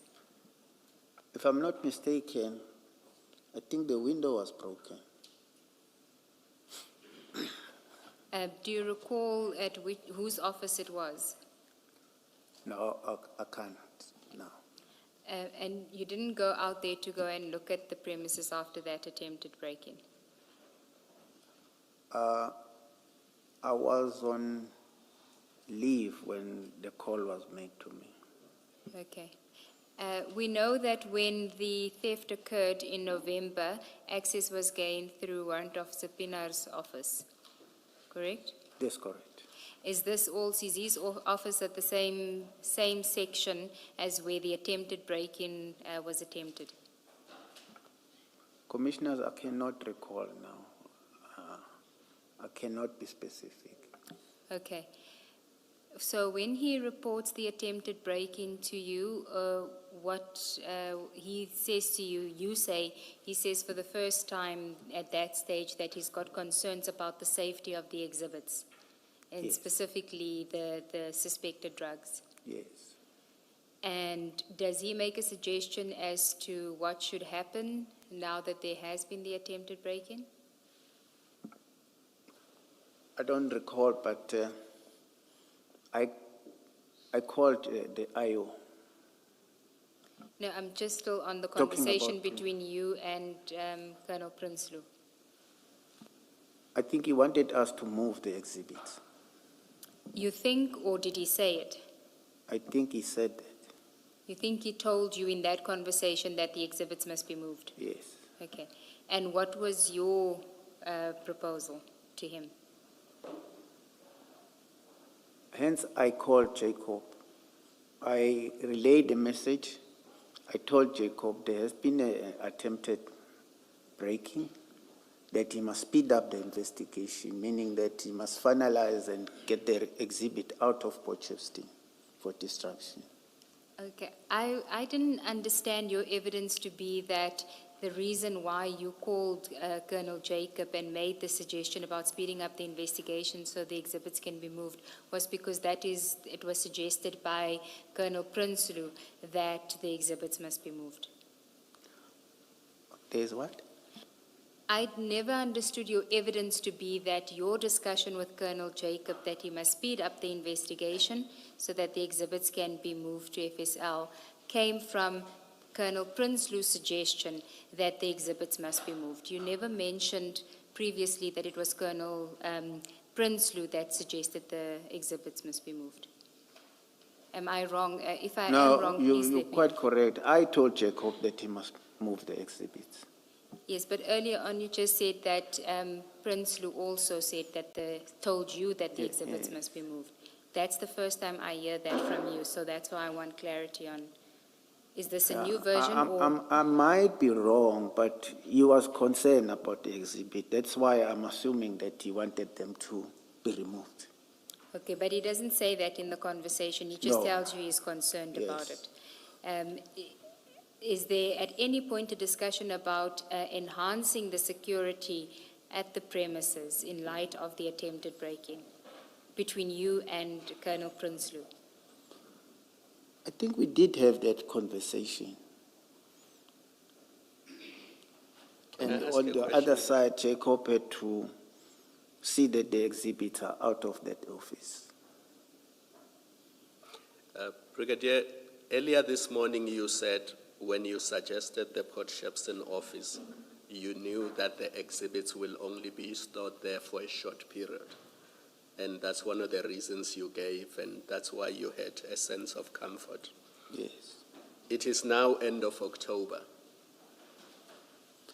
4 months since the exhibits were at Port Shepstone. That's no longer a short-term period. It's true, commissioners, but if the commissioners can remember that after July, I was also focusing on this civil unrest. And it really distracted me on my normal police duties. Now, you get told in October, Colonel Prinsloo rather says to you, I'm concerned about the safety of these exhibits in the strong room. So it is clear to you that after the break-in, he expresses this concern. Do you not then call other stations to check whether they now have capacity to store these exhibits? Knowing that, because I assume you must have known that there's no 24-hour security at Port Shepstone, because if it had been there, this break-in probably would not have happened. You have all these facts now. You know that exhibits have been there for 4 months. There is this break-in. There is no security at these premises. The commander, the superior at Port Shepstone says to you, I'm concerned about the safety of these exhibits. And you say in your statement, all you do is you tell Jacob to speed up the investigation so that these things can be sent to FSL. But at no point do you say, let me see if there are other stations that are A, secure and have capacity to store these exhibits. Can we put this down as another oversight on your part? I admit, commissioners, you know, if you were in my shoes with the unrest matters, this was really taking most of my time. And to be fair to you, sitting here, we have the benefit of hindsight. And it's easy to say to you, you could have done this, you could have done that, you could have done that. So the purpose of my questioning is really to test whether you thought about these things and what you did about them. I am not imputing foresight on your part and suggesting that you should have known that the drugs were going to be stolen. That's not the purpose or the reason for my questions. I'm just trying to understand whether you thought about these other things. Thank you, Commissioner. Can I put this to you just for comment, to hear your comment? It seems to me, on the basis of your evidence, that things turned in such a way that General Sinona became the last person with a say-so over all of this transaction of the drugs, the investigation, what gets to be done. Is that a fair reflection, that he became in charge of it? Yes, commissioners, because he had the keys Yes. and I was busy with, he knew, because I was reporting to him every day of what was going on the civil unrest matters, and the country was waiting for us to bring results, Yes. which we did at the end of the day. Yes. I say so not only because he had the key, but you tell us that on the 23rd, for example, he asked you to, he instructed you to call Colonel Prinsloo and tell him that Mpangase was going to go there to take samples. You remember that? Yes. So from that, it means Mpangase didn't come to you to say, I need to go and take samples. No, there. he didn't. Please arrange for Prinsloo to open for me. In fact, he dealt directly with General Sinona. It's true, commissioners. And you had no role to play there. If that is so, at which point, or did you at any point remain to have a say over what happens with these exhibits? Honestly, I can't recall, commissioners. Besides that, the only person that was communicating with me was Lieutenant Colonel Prinsloo. So, Lieutenant Colonel? Prinsloo, Yes. yes. On October and on the 8th, he was talking to me. Yes. I guess what I'm checking with you is whether what in fact continued to be your role and authority, maybe specifically, what authority did you still have in respect of these exhibits and the investigation and everything else that was happening with it? Absolutely none, commissioners. Thank you. Brigadier, you said that you informed General Sinona of the attempted break-in, correct? Yes, I did report to him. And Why did you inform him of that, of the attempted break-in? He is a provincial head, and he needs to know of the security breaches in the TPCI offices. In General Sinona's statement that he made in the theft investigation, he doesn't mention that you had informed him about the attempted break-in in October 2021. He just deals with your conversation on the 8th of November 2021, on the day that the theft was discovered. Are you sure that you did inform him of it? And if you did, what was his reaction to you informing him of the attempted break-in? I informed him and I told him what I told Jacob. And what did he say? He accepted that. He accepted what? Your My plan? explanation that I told Jacob to speed up the investigation. So you inform him about the attempted break-in. He says, you say, but we have a plan, or how does the conversation go? I'm trying to understand whether it is just you reporting as a matter of course, or are you looking for direction as to what are we going to do with this, with what has just occurred? What is it that you're looking for from him by informing him of the break-in?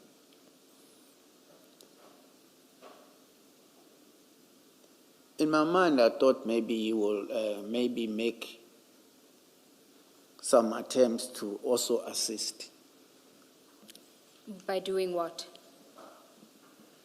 To get the exhibit out of Potchefstroom. But you don't ask him. No, I did not ask him.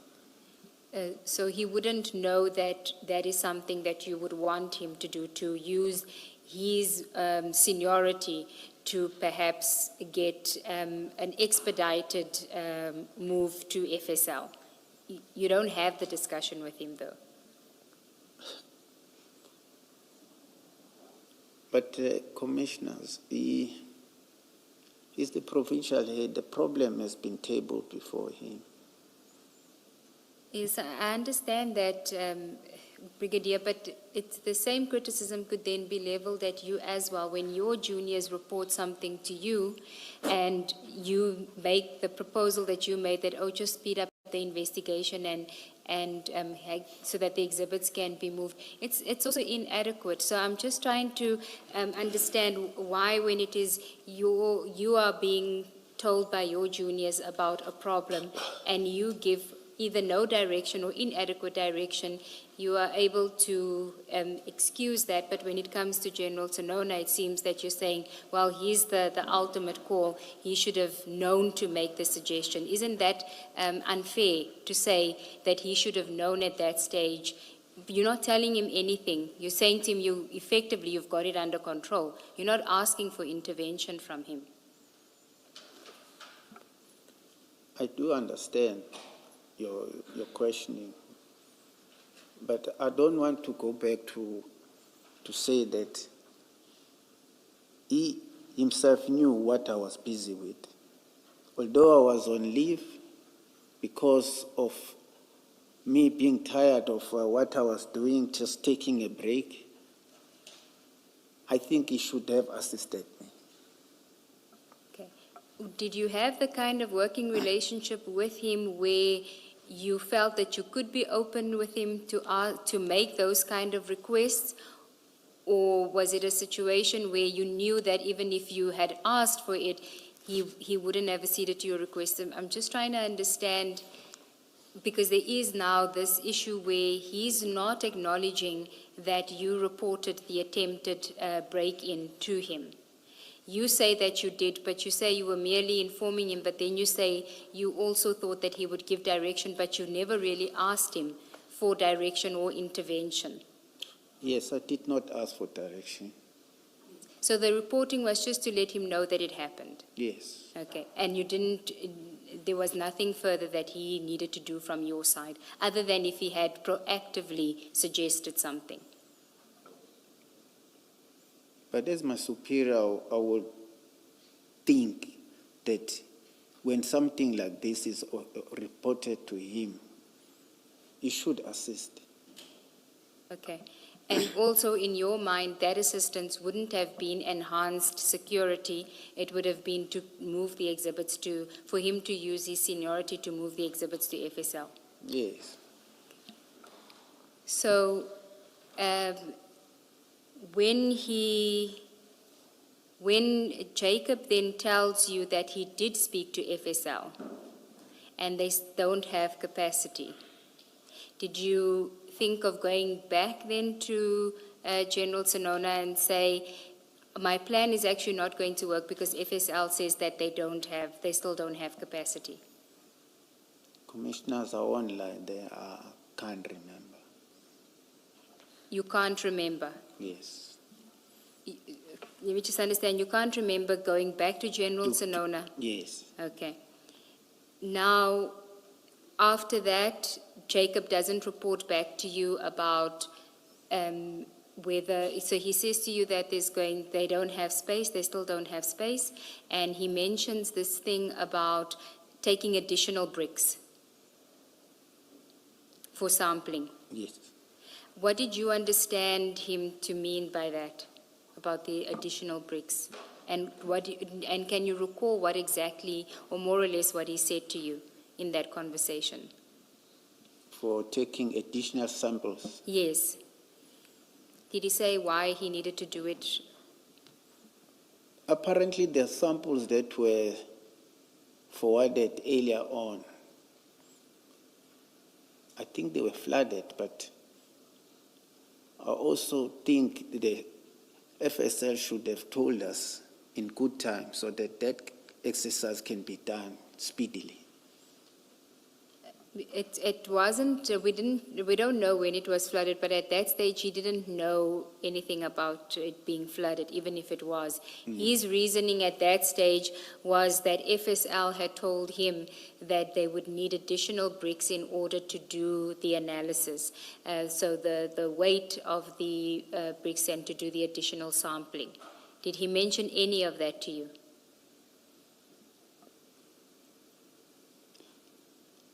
I remember, but it wasn't in detail like you are putting it, Advocate.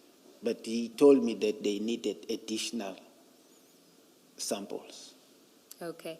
And did he tell you whether there was a plan in place to obtain that additional samples and who would be taking those additional samples? No. You just assume because he's experienced, it would be dealt with in the Yes, correct manner. speedily. Notwithstanding that up until that point, they hadn't really been doing anything by the book in any event. Yes. Okay. So after that, you back on your regular duties dealing with the civil unrest. That's correct. Okay. And you next get involved when you get a report from Colonel Prinsloo that the exhibits have been stolen. There's been a break-in. Remember, there were elections. We were all posted to work on election duties. Yes, but And then when I came back, then I continued with the civil unrest matters.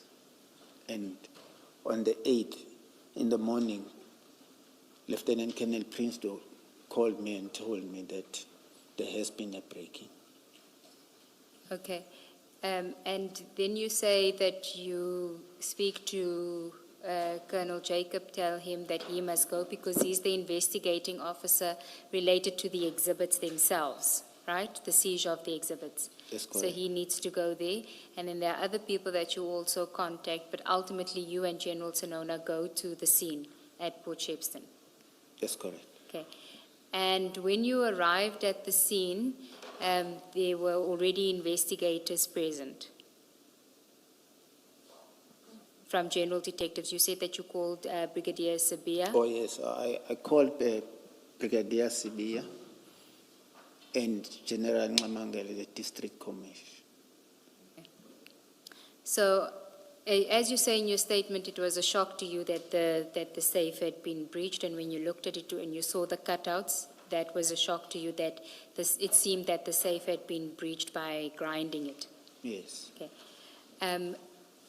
I don't see anywhere in any of your statements as part of the theft investigation where you mention that you had been told by the landlord that the safe can't be breached in that manner and can only be accessed with the keys. Did you ever disclose that information during the theft investigation? I never disclosed that. And, I was also shocked whether the information I had was correct or not. But now that I was preparing for my notices, I said, let me just say it, but I don't know whether it's worth it or not.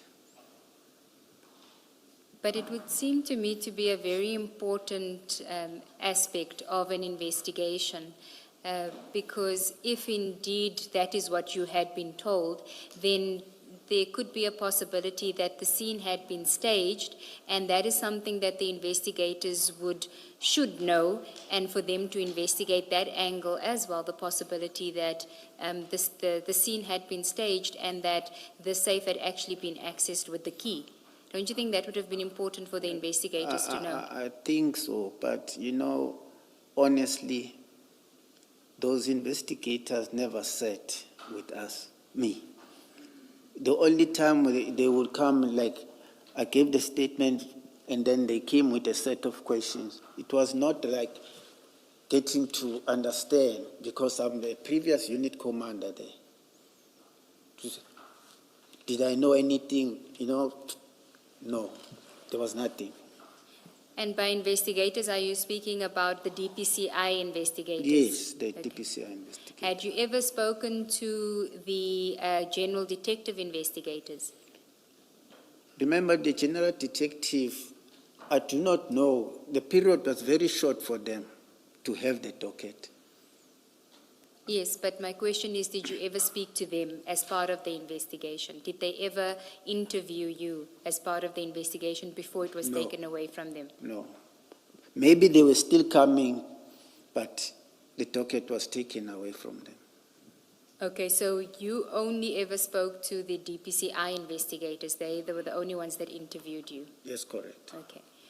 And you say that there wasn't a real engagement on the issues, that was more just a question and answer session. Yes. Okay.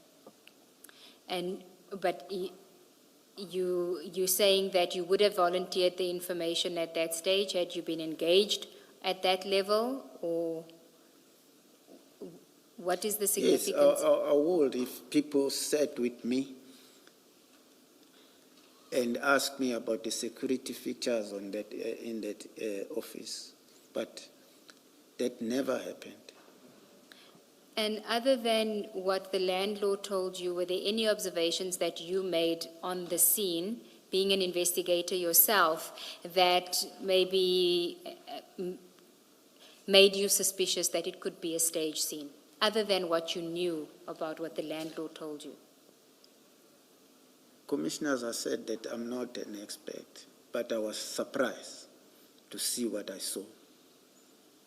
Yes, but your surprise, as I understand from your evidence earlier, was because of what the landlord told you.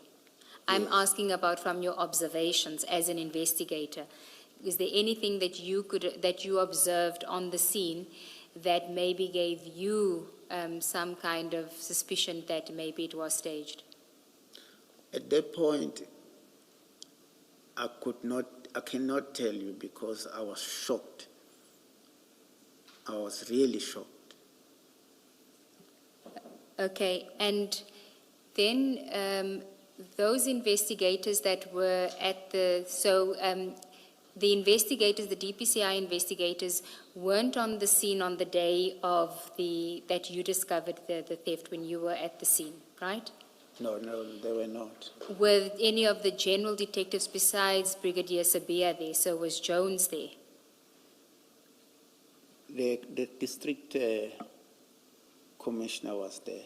So it was only Sabia. None of the investigators who actually investigated the matter were there on the scene on the day that the theft was discovered. I cannot remember. Remember also, me and General Sinona, we left early because we had scheduled interviews. So they might have come after I've left. Okay. You said you had a conversation with General Mosikiri, who at the time was the Deputy National Head. Yes. During that conversation, she indicated to you that the DPCI head office would be investigating the theft. Yes, I think it's also noted in my statement. Yes, but you said that General Sinona also told you that the general detectives will investigate until senior management makes a final decision. That was at the crime scene. Yes. And then you get told by General Mosikiri that it's now going to be investigated by DPCI. Yes. And do you know who from senior management made that decision, that it be moved from general detectives to DPCI? No, I can't. Maybe General Sinona will be able to give light to that. You do mention it in your statement, but you don't tell her, and you say it's effectively the DPCI is investigating itself, correct? Yes. That's a yes. The DPCI is investigating itself. The head office is investigating DPCI. It was head office was investigating the breaking at the DPCI. Yes, I agree with you. Okay. And in your opinion, were you in agreement with that? I know it wasn't asked of you, given your seniority, I assume, but were you in agreement with that decision that DPCI should investigate itself? Commissioners, I can't oppose what the decisions of my superiors. Yes, I'm asking your personal opinion, My not personal opinion? not voicing it. I'm not suggesting that you should have or had the space to voice it, but sitting now and at the time. Maybe they should have mixed people, or give it to independent people. Yeah. So it's not really a concern for you that DPCI was investigating itself, or was it a concern but you just couldn't voice it because there wasn't space for you to do so? It's a tough question. Can I just ask us It's a different really question? a tough one. Brigadier, Because it will, sorry, ma'am. please carry